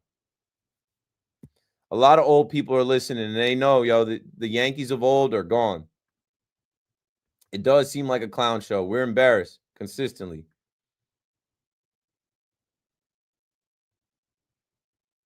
Yeah, Verdugo. Like Judge wanted Verdugo on his team. And they kept Verdugo out. They kept running Verdugo out there. All he did was ground into double plays, ground out to second. And yo, Rodney, I heard you. And I'm not disrespecting Matt Blake. Shout out to Matt Blake. I think I had him on my show. Matt Blake DM'd me not long ago. I think I did have him on the show.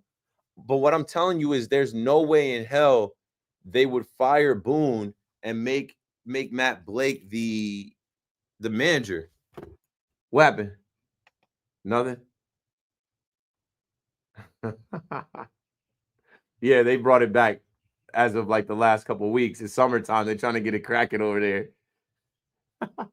It's like, free lunch specials and whatnot. Like, not for nothing. If I wasn't working in here in these hours all the time, I'll pull up.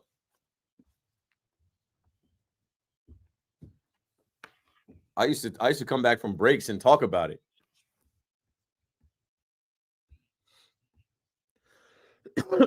You shouldn't.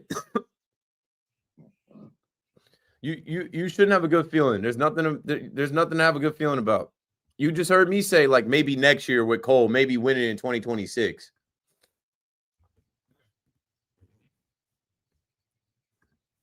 If it is, people make a lot about, like, I even saw BT, like, get this guy a real third baseman, get him some impact arms, because, like, Judge hit that clutch home run. When have you seen Judge hit that clutch game-tying home run in the postseason? Did he tie the game when he hit that home run off Clase? I don't think so. Maybe. Was it a game-tying home run against Class A in the ALCS? Yeah, I'm pretty sure. ALCS. But we lost the game, so it didn't matter. Just like today, he tied the game. We lost that game. So it's like those moments evaporate quickly. I think Dame ends up on Golden State Splash Brothers 2.0. Dame ain't playing this season. Next year, what do you think about the Bucks waving Dame? I think that they're scrambling. They're trying to figure out what to do. They're trying to keep Giannis happy, and they can't. Think bringing back Alex Verdugo would be a good option? I'm guessing you're trolling. You gotta be trolling. With this version of the Mets, why not go to Citi Field? They're slumping. With this version of the Yankees, I'm not going to Citi Field this weekend.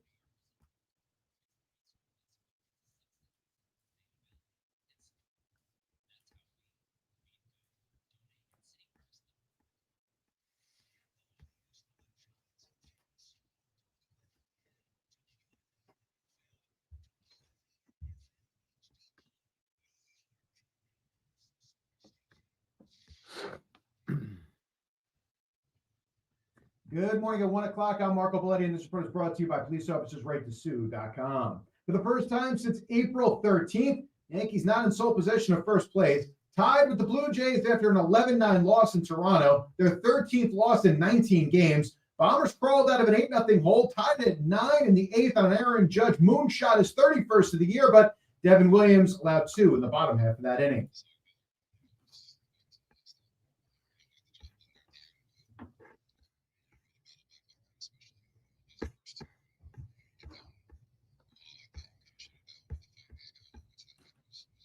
That's Judge on yes. Will Warren tagged 7 runs in the first, gave up 8 over 4. Giancarlo Stanton, a 3-run shot, his first long ball of the season. Brewers drilled the Mets 7-2 in Game 1, but the Mets came back in the nightcap for a 7-3 victory. They switched up the lineup. Brandon Nimmo went to the leadoff spot, followed by Francisco Lindor. They went back-to-back with grand slams as they drove in all 7 of the Mets' runs.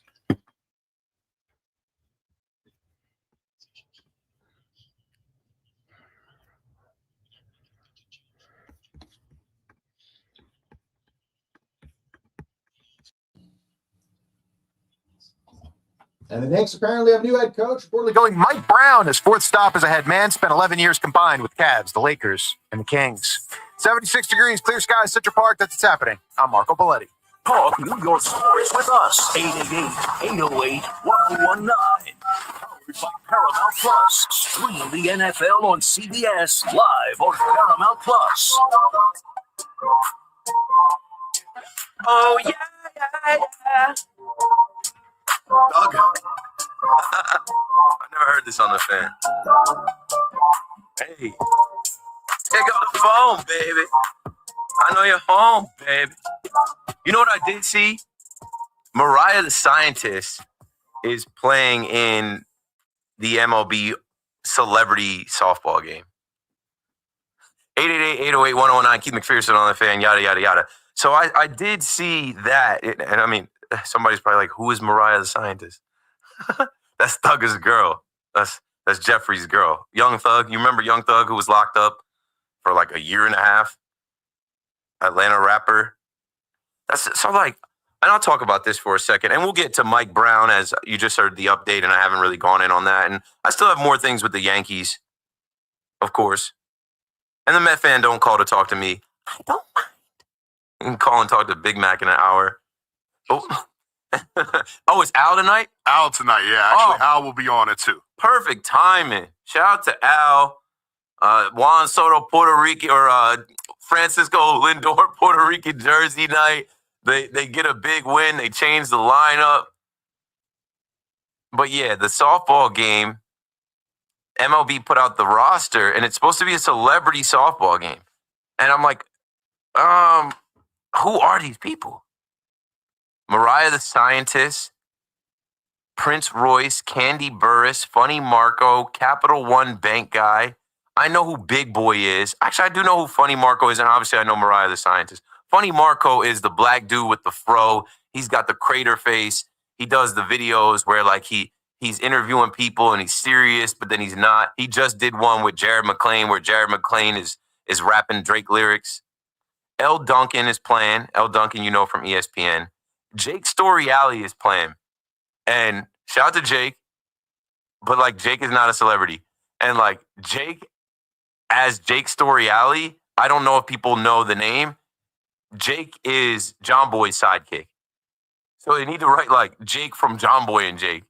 Mariah Taylor, I think people know who Mariah Taylor is when they see her. I don't know if they know the name. Nikki Cass is playing. Shout out to Nikki Cass, who was in the building here, who was on the morning show, Nikki Cass.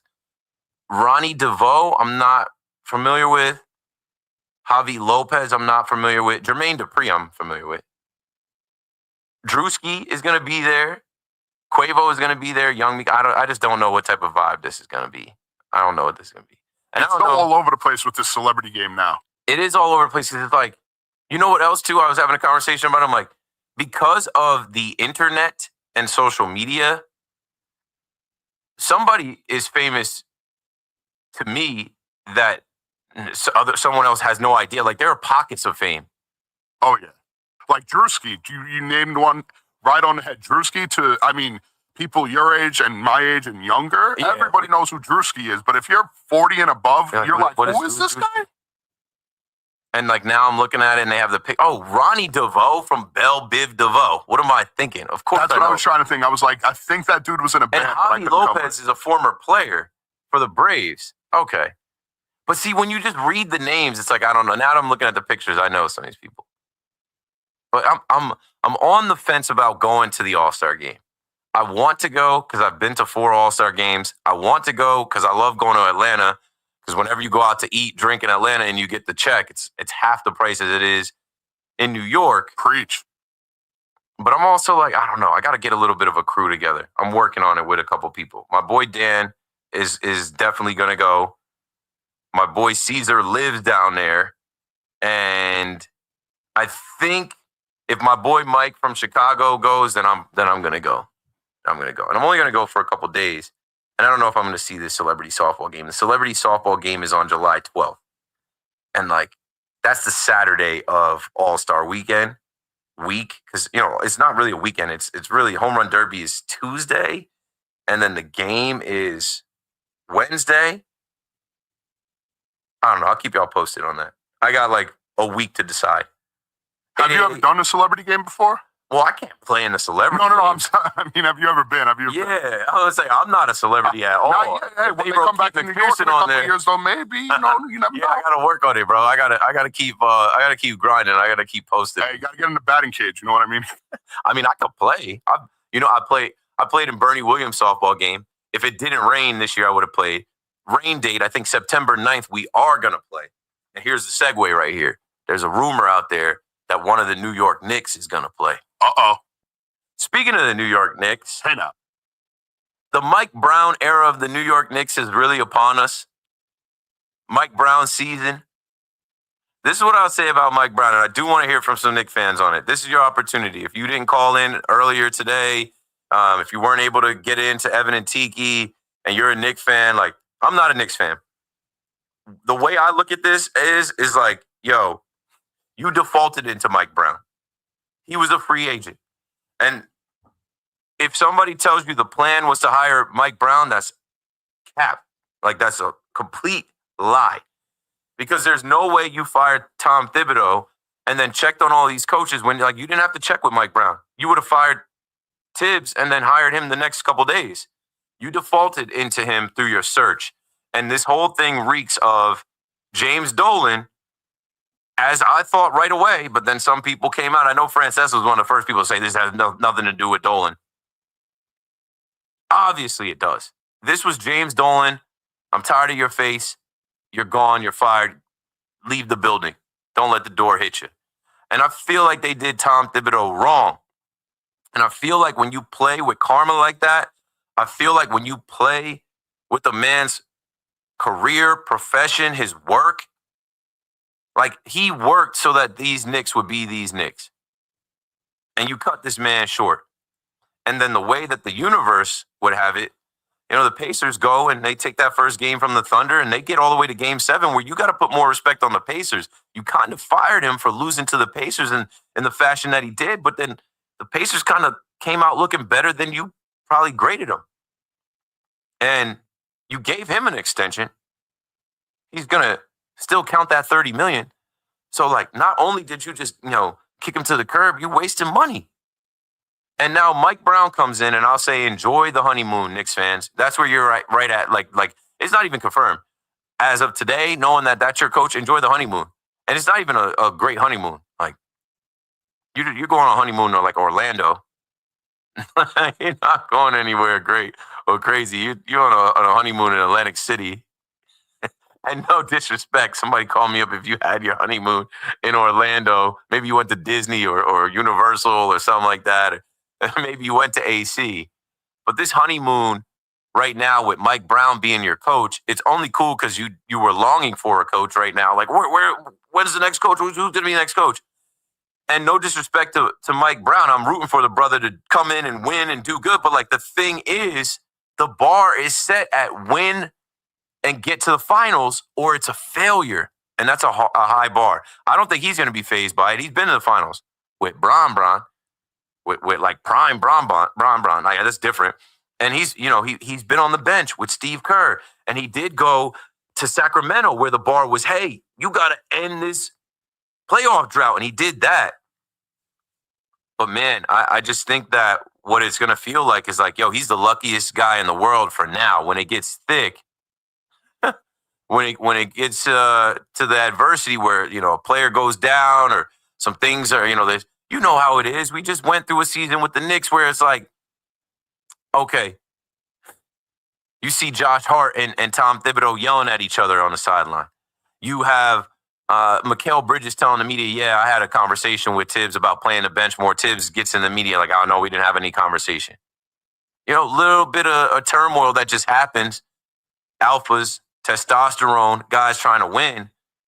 I hope that these players are bought into Mike Brown and his philosophy and they're all cool with this change. I do think the Knicks have enough talent to win 45 games, 50 games. Again, he can't screw this up just being an experienced NBA head coach. But when we get to next spring, summer, and you're expecting them to get to the finals, and right now there's a clear path.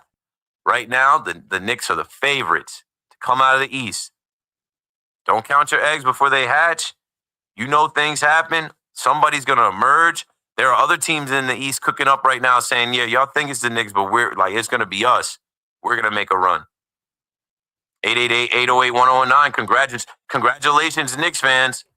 You fired your coach, the architect of this era of the Knicks that got you past the Celtics, got you to the Eastern Conference Finals. You fired that man. You cut that man's legs out before he could actually get the team with the bench. Like, that's another thing, too. As I see Jordan Clarkson and Gershon Yabusele, if Tom Thibodeau had those two guys, you think he's not playing them? Of course he's playing them. Of course he's playing them.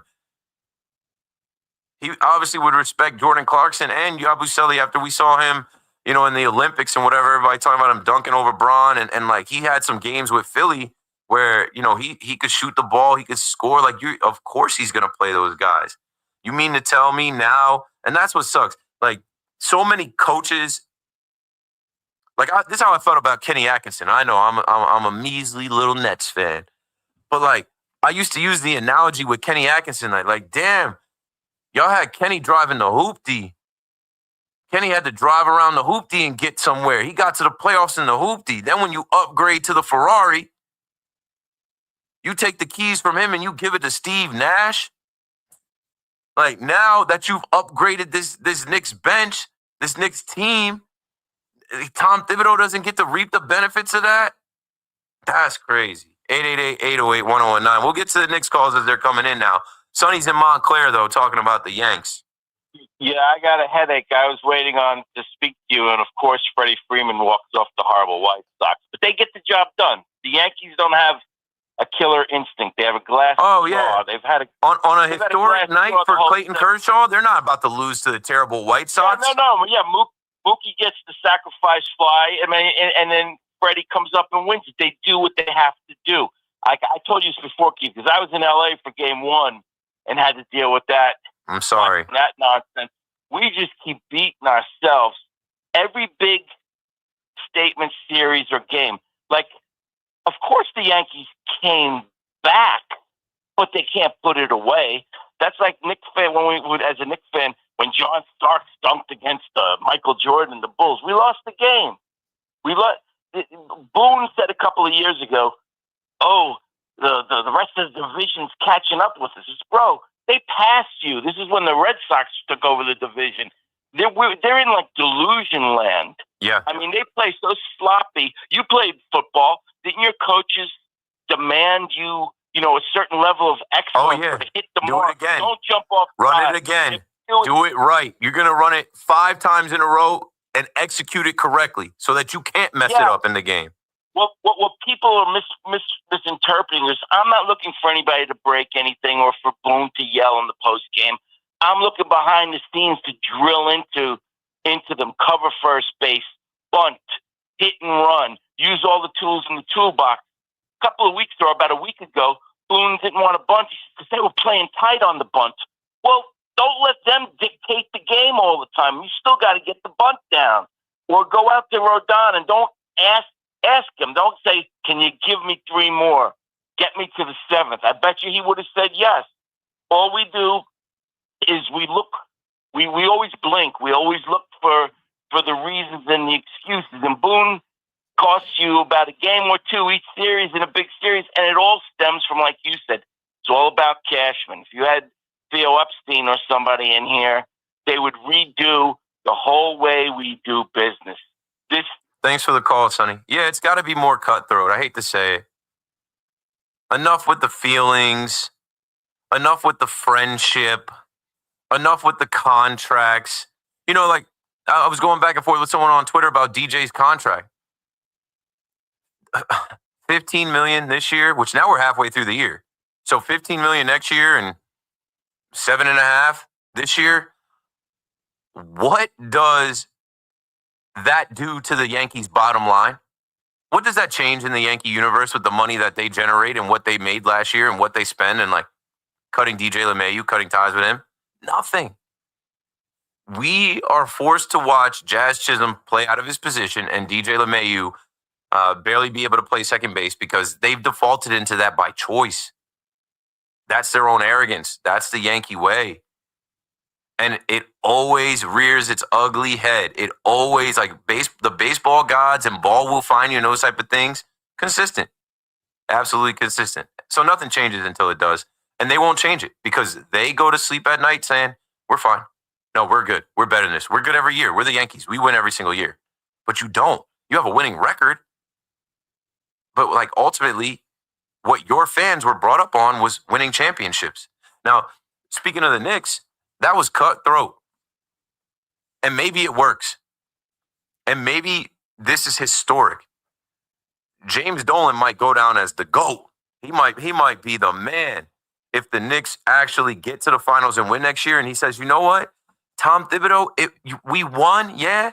We got to the second round. We got out of the second round. But it wasn't good enough. This is New York City. We got to win the chip. You're gone. You had 5 years. Next man up. The Yankees aren't going to do that.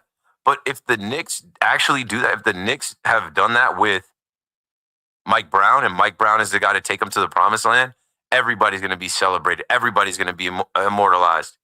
Easier said than done. Let's go to Stefan in Brooklyn on the Fan next. What's up? You got it. What's up, Keith? What's going on, brother? As far as this Mike Brown hiring, I'm very mixed on it. Like, I just want to see what assistants are brought in to be on the bench with Mike Brown. And that's the thing for me. Like, we can talk about his accolades, 2-time coach of the year, getting to the finals with prime LeBron, as you mentioned, but there's a lot that goes into this. And one quick point on the Yankees real quick.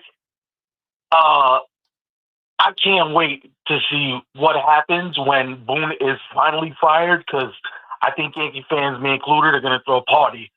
So that was just my quick Yankee point. But I'm mixed on this Mike Brown thing. What do you think about it? Heard you. Yeah, I'll take it from here on both points that you made. they defaulted into this. And that when I say you defaulted into this, that you can't tell me that the plan was to hire an unemployed coach that nobody else in the NBA wanted. They defaulted into this. This was a move, like I said, this is a move. You lost, and we had our exit meetings, and everybody talked about you not playing the bench. And I'm looking around at the complexion of the NBA. I'm looking at the finals, and both of these teams, they go 10, 11 deep. You barely want to play 7, 8 guys. You're gone. You've never made it to the finals in your time coaching. We have a team that we think is finals ready. You're gone. You've been fired a bunch of times before. You're old school. You've been at this since the 90s. You're a dinosaur. You won't evolve. You won't change. It's 2025 going into 2026. You're gone. We're going to try and get Jason Kidd. We already interviewed Jason Kidd 5 years ago. Maybe we can pry him away from the Dallas Mavericks. You're gone. Okay, we can't get Jason Kidd? Well, check on Ime Udoka. Okay, we can't get Ime Udoka? Houston's about to run him the bag. What about Billy Donovan? No Billy Donovan? Like, what about Finch over there in Minnesota? Dawn Stanley? I mean, seriously, though, bro, like, as a Knicks fan, unbelievable. Like, this entire thing. Like, this entire search to me, you nailed it on the head when you said they defaulted into this. And I wrote on Twitter today, I said, you know, Mike Brown is a good hire. You know, it's a good hire. It's fine. There's nothing wrong with him. He's a great coach. He's been to the finals, like you said. He's part of some great teams, historic teams with Golden State throughout those years, and he did a great job with Sacramento. But the reality is when you make this move, you have to have an actual plan in place. And their plan was to go acquire a coach from a team that just basically went after you as hard as you can in the NBA after you signed Jalen Brunson from them. I mean, like, that is outside of the fact that the coach you wanted is under contract. He's under contract with a team that does not want to do business with you. It's unbelievable that was their thought process. And Yeah. I mean, like, I'm just happy they ended up with a guy like Mike Brown, and they didn't have to bring in, no offense to him, Taylor Jenkins, or have to bring in Johnny Bryant. somebody like without experience like Johnny Bryant, even though I love him, but inexperience. He'd be in over his head. Exactly, and then he gets fired in a year, and what? He might not ever get another job. I don't want that This to is a happen guy to that's him. had multiple jobs, been fired from multiple jobs. What I look at the Knicks as, like, you're playing with fire, adding this variable. This is a variable that you did not have to add. You could have sat. I think if they would have just stood pat, sat in it a little bit longer and thought about it, it was too soon. Didn't they fire? The game was played Saturday night. They fired him Tuesday? They fired him on the day of game 1 of the finals. Tuesday. Yeah, they tried to steal the headlines. That's crazy. When you actually think about it, like, you made a reaction that could alter the future of your franchise in the negative. It's a gamble. But Dolan, as rich as he is, I'm sure he's a gambling man. Hey, but listen, that's unfortunately the way that it goes sometimes. You mentioned this last time with the owners, right? Owners make these decisions and GMs have to kind of work around them. And in this case, I really got to, even though I think the whole process was whatever, I got to give Leon credit for at least bringing in a guy that I think, if nothing else, is on the same level as Tibbs. And I mean, that's not a win, but it's something better than nothing. Well, after all of these interviews and who they tried to get and who they actually talked to, I think they defaulted into the best option. Yeah, exactly. That's the best option of what they had. But when you talk about the fact that they've really realistically thought and reached out to damn near half of the NBA for their head coaches is so obnoxious and ridiculous that they thought that could happen. And it doesn't, to me, it reeks of Dolan because it doesn't fit in the way that the Knicks have been doing business these last 4 years. Like, it seems like it's back to the LOL Knicks. The Dolan Knicks. The Dolan, not Leon Rose and Worldwide West. They're killers. They were moving in silence. You did not know the Mikal Bridges trade was happening. You did not know that the Carl Anthony trade was happening. Like this has been so loud and out in the public and in our faces, and it reeks of like, yo, this is Dolan having his hand in this. Yeah, it definitely feels completely different than everything else that's been going on. And That's scary. But like I said, at the same time, you said it, they defaulted into the best possible situation here outside of, I mean, honestly, I don't even know if Jason Kidd would have been a better coach than Mike Brown. Mike Brown might be a better coach than Jason Kidd. I don't know. He's got a ton of experience. He's been around the block, and you got to hope that the universe never unconnects, and this is Mike Brown's time to shine, and he comes to Madison Square Garden with these Knicks. What can Brown do for you? 888-808-1019. Frank Isola wrote, Knicks wanted Jason Kidd and then called at least 3 other head coaches under contract. You don't do that if Mike Brown is your first choice. Of course, all that matters now is if he's the right choice. Great guy with solid credentials. It's done. It hasn't been officially announced yet, but all signs are pointing to Mike Brown as the guy. It's done. Now we wait. They might have one other move, but I think the roster is pretty much the roster. And I'm telling you, I don't know. I don't envy the position of the Knicks fans. I didn't envy you through this run because it just was a stressful-ass run watching these games in the Pistons series and the Celtics series and the Pacers series. I do not envy your position now with this, new coach that, yeah, he's been around the block. He's done it before. But, man, the hype, the expectation, it's so high. And you're setting yourself up for, absolute pain if you don't get back to where you were last year and if you don't get back there for years to come. 888-808-1019. KM to AM returns right after this. Meetings, errands.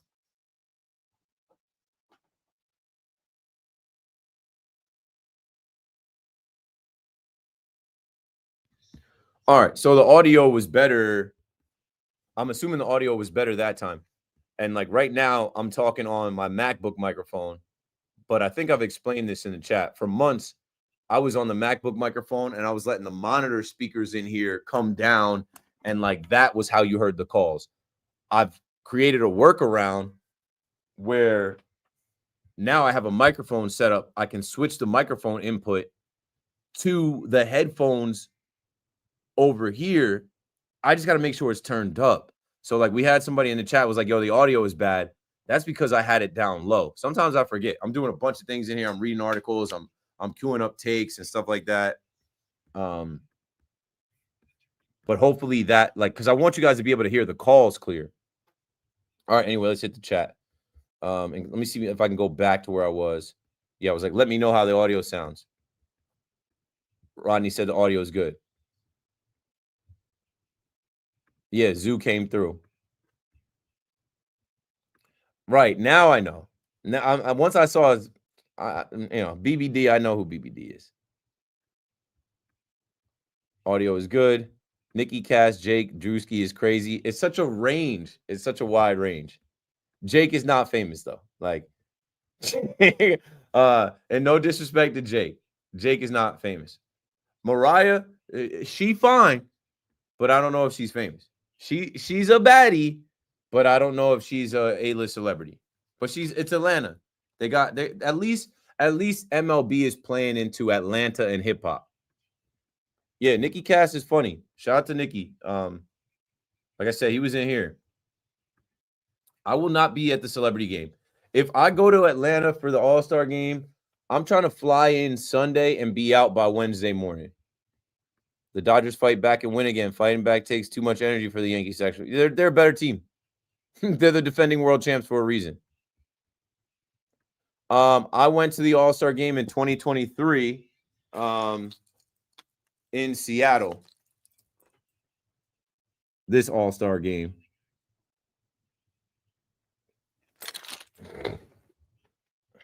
But, I mean, and that's when my son was just born. And the Players Alliance, actually, I need to put a to-do note to do right now.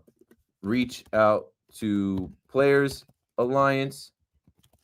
Reach out to MLB. Reach out to have WFAN put in credentials, just in case I slide. Because the flights aren't crazy. The flights are not crazy to get down there. And it would just be a good look.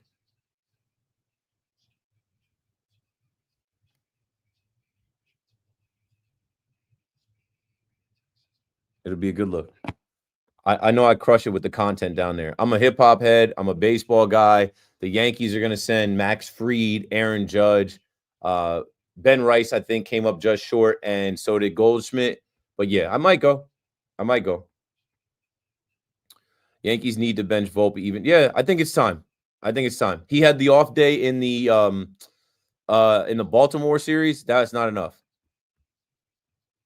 You're correct. Monday is home run derby. Tuesday is the game. Wednesday, a lot of people fly out. I would fly out Tuesday morning. I don't need to see the game. Yo, you had me laughing with this. I could honestly tell, I could spend an hour telling AC stories on the air. A lot of them aren't appropriate. Would you want the Yankees to trade for Cease? Yeah. Why not? But honestly, starting pitching isn't our need right now. What are we giving up for Cease? Give that up for a third baseman. Give that up for bullpen depth. I'm actually at the point where going into the postseason, Max Fried, Rodon, Clark Schmidt, I'm fine with those guys. I'm fine with those three. And I don't know what Luis Gil's going to be, but when he comes back, he got experience last year. Like, I'm actually good. Prince Royce, musician. We, the New York people, want no man. Yeah, we need a parade. That's why I had said on the record, if it's a Subway Series, World Series, which it won't be, I'm like, I won't be mad about it because it'll guarantee us a parade. Met fans, Yankee fans, somebody will win. Okay, Stefan was with you, 27 outs? Word. As an OKC fan, I think the Knicks are better off with Mike Brown over Tom Thibodeau, a coach that has experience in the finals is what they need, I think. Sure. Can't argue with that. He's been to the finals. Programming note, Keith will be on the show this upcoming Tuesday. Tap in. Word. Let me double check my calendar. Yes, I got it.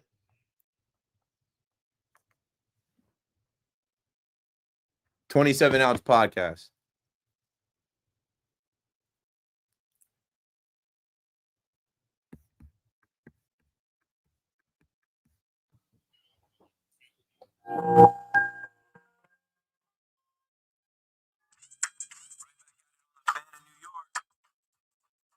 July 3rd, almost July 4th, people are starting to take off, check out, travel, go be with family, friends, go do what we do on Independence Day.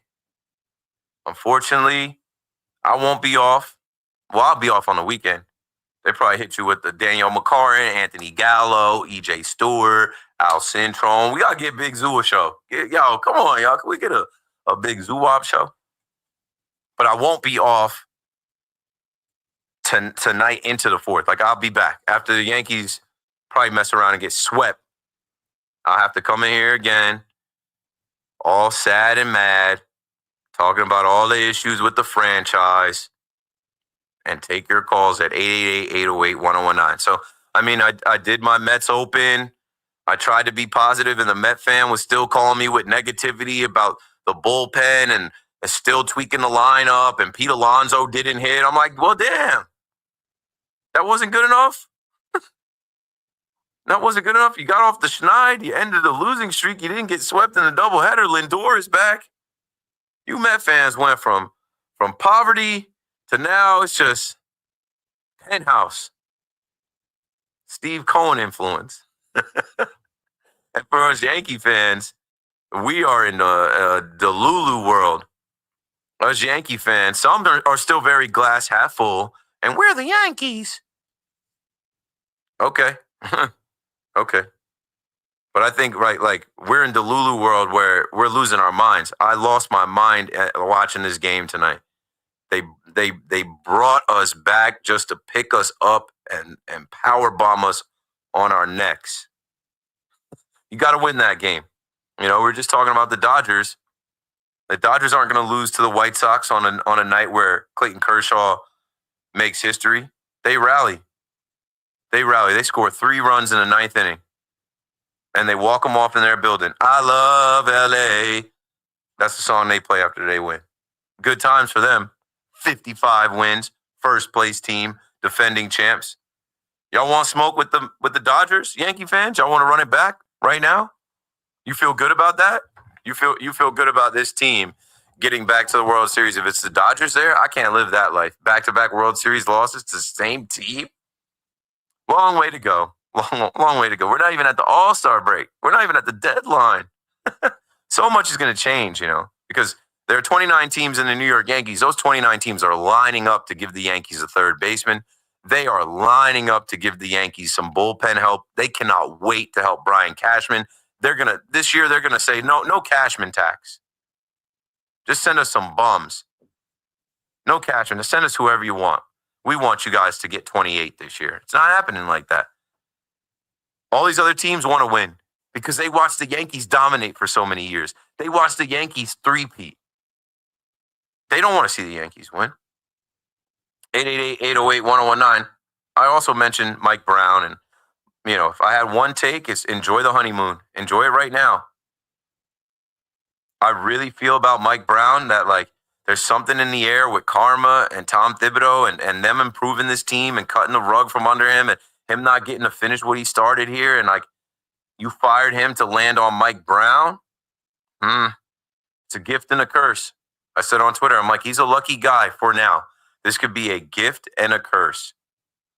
Because if you're the guy that come in and inherit this and the team goes backwards, it's going to be on you. You could be fired in a year.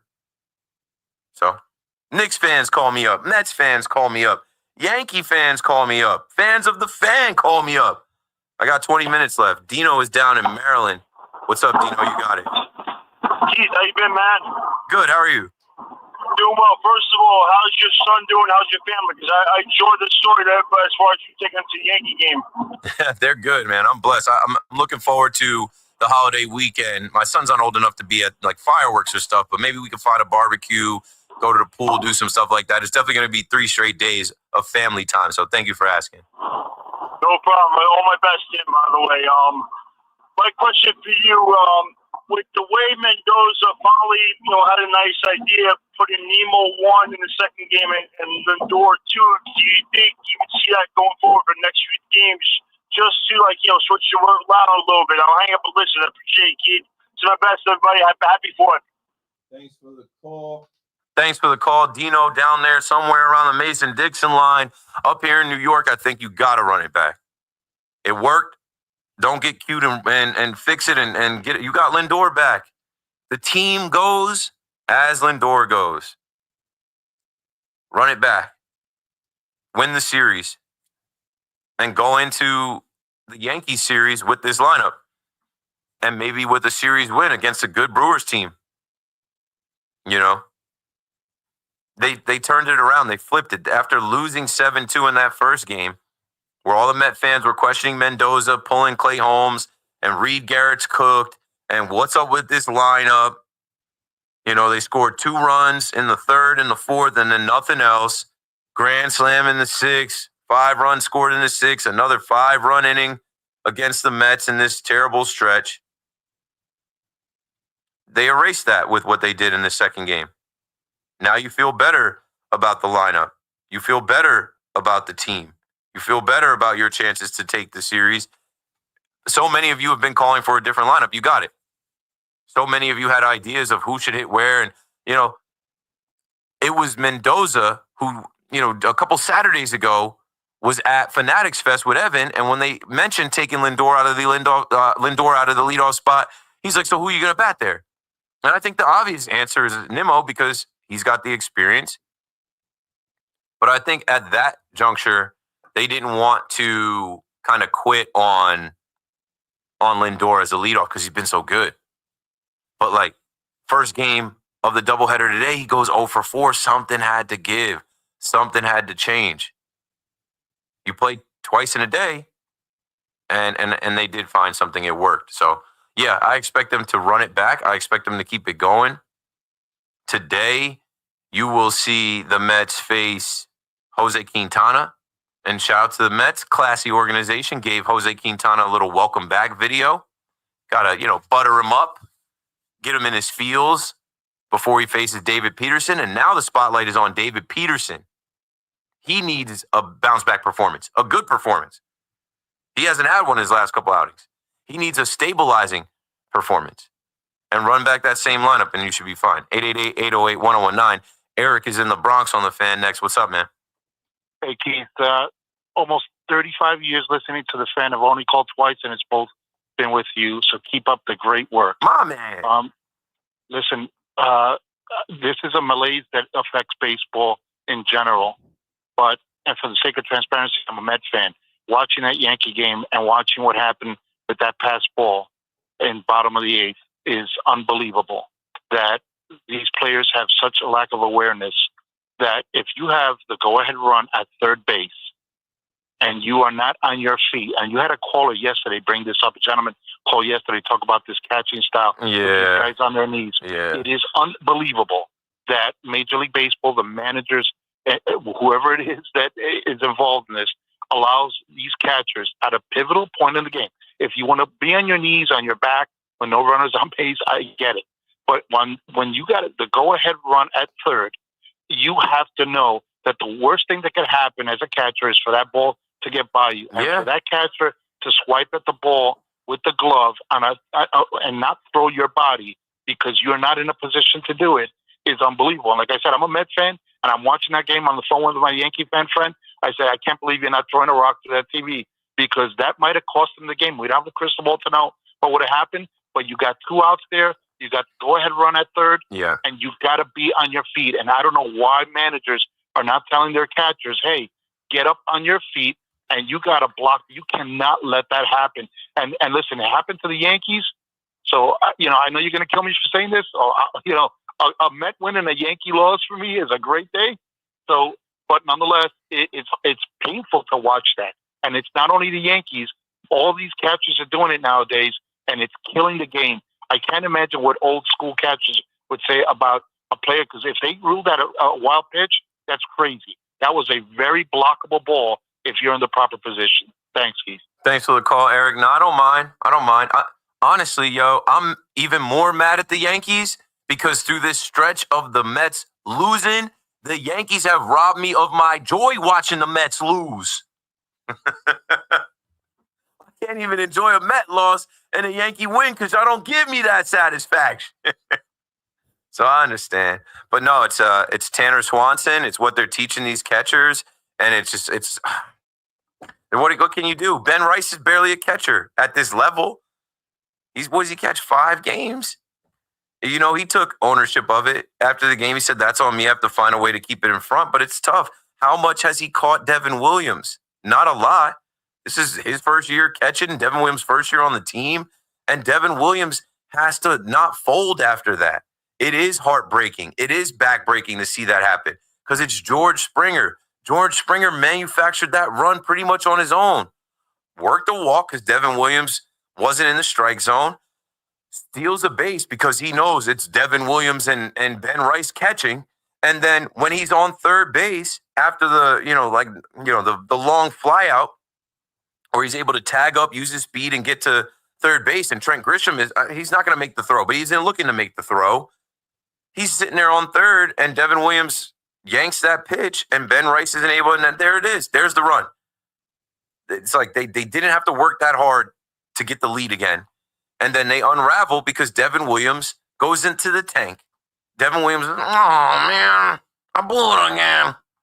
Oh, I was going good. Thought I was going to go the whole rest of the season to the World Series without having to feel like this again. Make a better pitch. And also come back and make better pitches. So it's compounded, man. It's what they're teaching these guys. It's how they want them to catch, how they want them to stand behind the plate, their position behind the plate. Even Jack Curry in the post game came out to say that is not on Ben Rice. It's on Devin Williams. Be in the zone, man. You're calling your own game. You're calling your own pitches now, right? It just shows me it's another thing. It goes back to where we were in the beginning of the year. I don't think Devin Williams is cut out for New York. I'm sorry. It's good that he's been better and he's regained the closer role and he's found his spots. But do you trust Devin Williams in October? It's gonna end on Devin Williams in October, and that'll be all she wrote for him. They're gonna lose in a series in October, and it's gonna be Devin Williams on their mound, and we're gonna say bye, happy trails. We tried it, traded for the guy, and it didn't work out. Gregory's down in Atlanta on the Fan. What's up, Greg? Hey, Keith. As always, loving your show, man. Like I said, kudos to that previous caller, Eric. He was spot on regarding the catching situation. It is frustrating. The one knee thing, especially. Yeah, it's like that's how you lose after you get a Stanton home run, after you get a Judge home run, after other guys in the bottom of the order come through, you fight back from 7 down, and that's how you go out? Mm-hmm. Got it. Okay. One of the I heard you saying something about, what would happen if the Mets beat the Yankees. And don't get me wrong, I'm an optimistic Mets fan, don't get me wrong. But seriously, I think the one thing about the Mets is once they get up to the 4th inning, that's it. It's like Haley's Comet when they score again. So the one thing I'll say with the regarding the Yankees, they're going to fight all the way through. I'm not saying that the Mets can't fight. I just haven't seen it. I'm not convinced just because they had this one game. That's all I'm saying. Yeah, you know what, too? I hope something ignites in the Yankees being back in New York, being in the Subway Series, because I don't see it. They got punked up there in Canada. I do not see it in the Rogers Center. So maybe I look at it like the Mets just won. They just changed their lineup. If they're able to win this series against the Brewers, they don't have to travel. And they're looking for some get back because they lost the first series in Yankee Stadium. No, I understand, but like I said, the Yankees have a way of when they're down, they keep. Last year we had that mojo. I don't see it yet. Now I did see some positive things, especially with McNeil, because McNeil, sometimes I call him McNugget. The problem with McNeil is, he has a golf swing and he does like to loft the ball too much.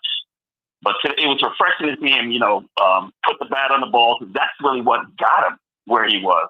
Nimmo, he's trying to be a power hitter. I'm still not convinced that Nimmo's a power hitter. I think he'd be better, more of a back-to-ball like McNeil. And then we just have to get out of the bottom of the lineup guys doing the same thing. I mean, the blueprint's there, Soto, right? Sure. I mean, I can't fault Nimmo for jumping all over a pit. Like, they got the Miz up out of there. This kid, Jacob Mizorowski, was 3-0. Nobody had hit him. He hadn't given up any runs. I think there was a stat like he had given up. Right. I think he had more strikeouts than, I don't know. There was some crazy stat about how he started, and they got to him. They chased him. Exactly. But the funny thing was, I play other fantasy. I have several fantasy baseball teams, and I picked him against the Mets. I know that's bad. That's so bad that I said that, but I mean, the guy was lights out, but that's just the way it goes. But Keith, it's always a pleasure. I know you got other callers. I thank you for taking my call again. Thanks for the call, Greg. Appreciate it, bro. 888-808-1019. As I'm running out of time, after this, we got some Knicks calls coming up too, but let's go to Mike in Cortland to piggyback off of what Greg was talking about. Hey, Keith, how are you, buddy? Good. How are you? Let me tell you what the Mets have to do. First of all, the lineup, Nimmo, I like. You put Alonso second, you put Soto third, and you put Lindor fourth. That's your top 4. Put a line. I've called the fan on this a million times. Alonso back in front of Soto, sees better pitches, and Soto's getting on base, and then you want Lindor up with the guys on base. Lindor had to get out of the leadoff spot. So I like Nimmo. I like the lineup to switch Alonso and Lindor. Lindor fourth. In the first game, didn't it work out with, Soto working the walk and then stealing a base and then Soto driving him in? That's one game, Keith. I mean, but don't you want Alonso in front of Soto, seeing the better pitches, and don't you want Lindor up with guys on base instead of Alonso all the time? Even though Alonso got a bunch of RBIs, I'd rather have Lindor up with Soto on base and Alonso see better pitches. I don't know. Soto leads the league in walks. He's gonna work those walks. So put Lindor. I'd rather have Lindor up with guys and scoring position. After the skid that Lindor was just on, Lindor was batting 160. I mean, I guess maybe now, but you can't change the lineup. You just changed the lineup and it worked. You can't change the lineup the next day like that. Here's what we got to do is the Mets, okay? You went all in on Soto, okay? We're 10 games over 500. It's us and the Phillies. There's nobody else in that division. Everybody else is double figures. We got to do something. We got to overpay. We got to do it before the trade deadline. We cannot afford to let this month play out and beat 500 at the end of the month, and then things are out of whack. We need to do something before anybody else is doing anything. This team needs something. That Pirate series really solidified what's going on with this team. Thanks for the call, Mike. I don't know what they're going to do. I know Stearns is going to do something. I know Steve Cohen's going to be tapping him on the shoulder like, hey, You got the green light. We got to make a move. They're 11 games over 500. And I know you probably were not listening to my show when it started, but I noted in the beginning of my show that Mets fans got to let go of that Pirates series. The Pirates are on one. After firing their manager, they balled out. They went undefeated on this homestand. Maybe it was the ghost of Dave Parker and the heavy hearts from him being inducted in this next class of the Hall of Fame and not getting to live to actually smell the flowers and get his roses. The St. Louis Cardinals just went in there. They didn't score a run. The St. Louis Cardinals aren't a slouch. They're decent. They got 47 wins. The Pirates just smacked them. You know what I'm saying? So it's baseball. It happened to the Mets. They got. But, like, they're not the only ones. It just happened to the Cardinals. Get right now. You got right tonight off a change in the lineup. Run it back. I would run the same lineup out there for the most part tomorrow. Maybe, Terrence gets the catch. But for the most part, like you just had success making the change that people were calling for the lineup to change for a while. Mendoza made the change. It worked. I think he said something along the lines like, when it doesn't work, it's on the manager. When it works, it's the players. No, I give Mendy credit for saying, we just lost 4 in a row. We can't get swept today.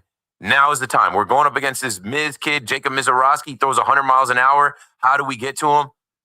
Let's throw something a little different at him. And the bottom of the lineup got going. They turned the lineup over. Boom. They rocked that kid. Jeff is in Fairview on the Fan next. What's up, Jeff? I don't, Keith. Good. All right. Now, I'm a Mets, Jets, Knicks, Rangers fan, and you're saying watch out for the karma that the Knicks have for filing tips. Well, your Yankees fired Buck Showalter, and that turned out good because Torrey took over and won. Let's face it, and I love Tibbs and I love Buck because they both coached my team because I'm a Knicks fan and a Mets fan. And it's sad they just cannot win that big one. I mean, they're in their 70s now. They had a whole life. It's sad because they're great coaches. They just did not win the big one. I feel bad for them, but maybe Brown will win like Torrey did. I mean, I don't want to hear that karma stuff. I can't deal with that. I mean, maybe you're right. I hope you're not. But don't forget, you're a Cowboys fan. They used to say Tom Landry can't win the big one until he finally did. He went on and won 2 Super Bowls. But he was like always in the playoffs. But he did it. Imagine Tom Landry not winning the Super Bowl. That's how Tibbs and Buck Showalter. It's sad because they're very good coaches. And Tibbs turned the Knicks around. Showalter went to the playoffs. That year he was there. He was there 2 years, whatever it was. They went to the playoffs. They just did not win the big one. And get this, they almost lost to the Pistons. Thanks for the call, Jeff. Listen, I'm just putting it out there. Karma has its ways. If they fail, people are going to say, hey, they did Tibbs dirty. If they win, no one's going to be mentioning Tibbs. We'll see. Last call goes to Carmen in Linden, New Jersey. You're on the Fan. Hey, Mr. PM to AM, you're the best. I just want to say this, and by the way, Zoo is also terrific the way he treats us. I truly believe that Rose, with his relationship with Brunson, Rose is actually Brunson's godfather. Yeah. Okay? I went to Villanova, and he's his godfather. Also, we know Brunson did something for the team when he accepted a lower salary so they could build and everything. I don't believe that Rose wanted to get rid of Tibbs. Not for the reason I don't believe he had any part of it or even agreed after Dolan made that decision, which I truly believe. And I think that we know that Brunson loved playing for him. And I really don't also believe that that Cat has really made a difference. And I didn't like him from the beginning. Mm-hmm. And I wish and hoped that they kept the original guy and kept Dante DiVincenzo with the chance of a shooter from the outside, which they are missing. They kept tweaking the team and changing the team. And I guess at this point, they weren't going to change the roster too much anymore as far as the starting five. The change that they made is changing the coach. Let's see if it puts them over the top. I don't think that Karl Anthony Towns endorsed Tom Thibodeau on his way out. I don't think he gave him a stamp of approval. I totally agree. Have a good night. You're the best, Keith. Thank you. Thanks for the call, Carmen. 888-808-1019. We can't wait to get to October. We'll have the Knicks starting up with Mike Brown as the head coach. We'll have postseason baseball. I don't know where the Mets or Yankees are going to be in that whole grand scheme of things. We hope that they're in it. And we'll have the Jets and Giants smoking parlays and season over already in October. Yeah, I want to be positive about the football season though, because we need it. I was sitting in my apartment tonight when the Yankees were down 7 runs. I'm like, I wish I could do a fantasy football mock draft. I wish that is what I could do for the next hour instead of watching this Yankee game. Coming up soon. I mean, it's July. In 3 weeks, we're going to be inside training camp, NFL Network. We're going to be checking in on the whole league. All right, I'm out of here, man. Coming up next, Al Cintron. So that's what you do. You save your Met calls for Al Cintron, because I'm not your guy. He's your guy. He's your buddy. He's your guy. I'll be back tomorrow to complain about the Yankees and talk about whatever else happens. Thanks for listening to my show. Keith McPherson, out of here. Sports Radio 101.9 FM.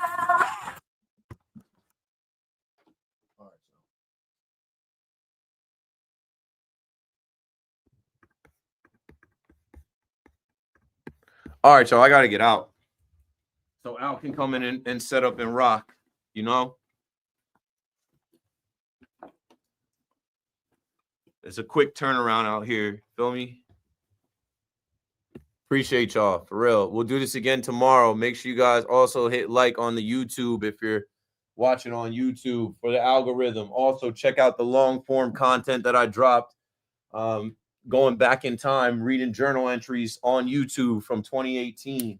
It'll give you a good perspective. When I was working in the city, I was working at Rock Nation in 2018.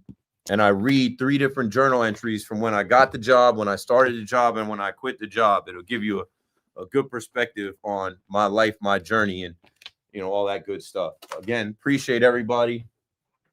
We'll do this again tomorrow. Thanks for rocking with me. Have a good night. I'm out of here.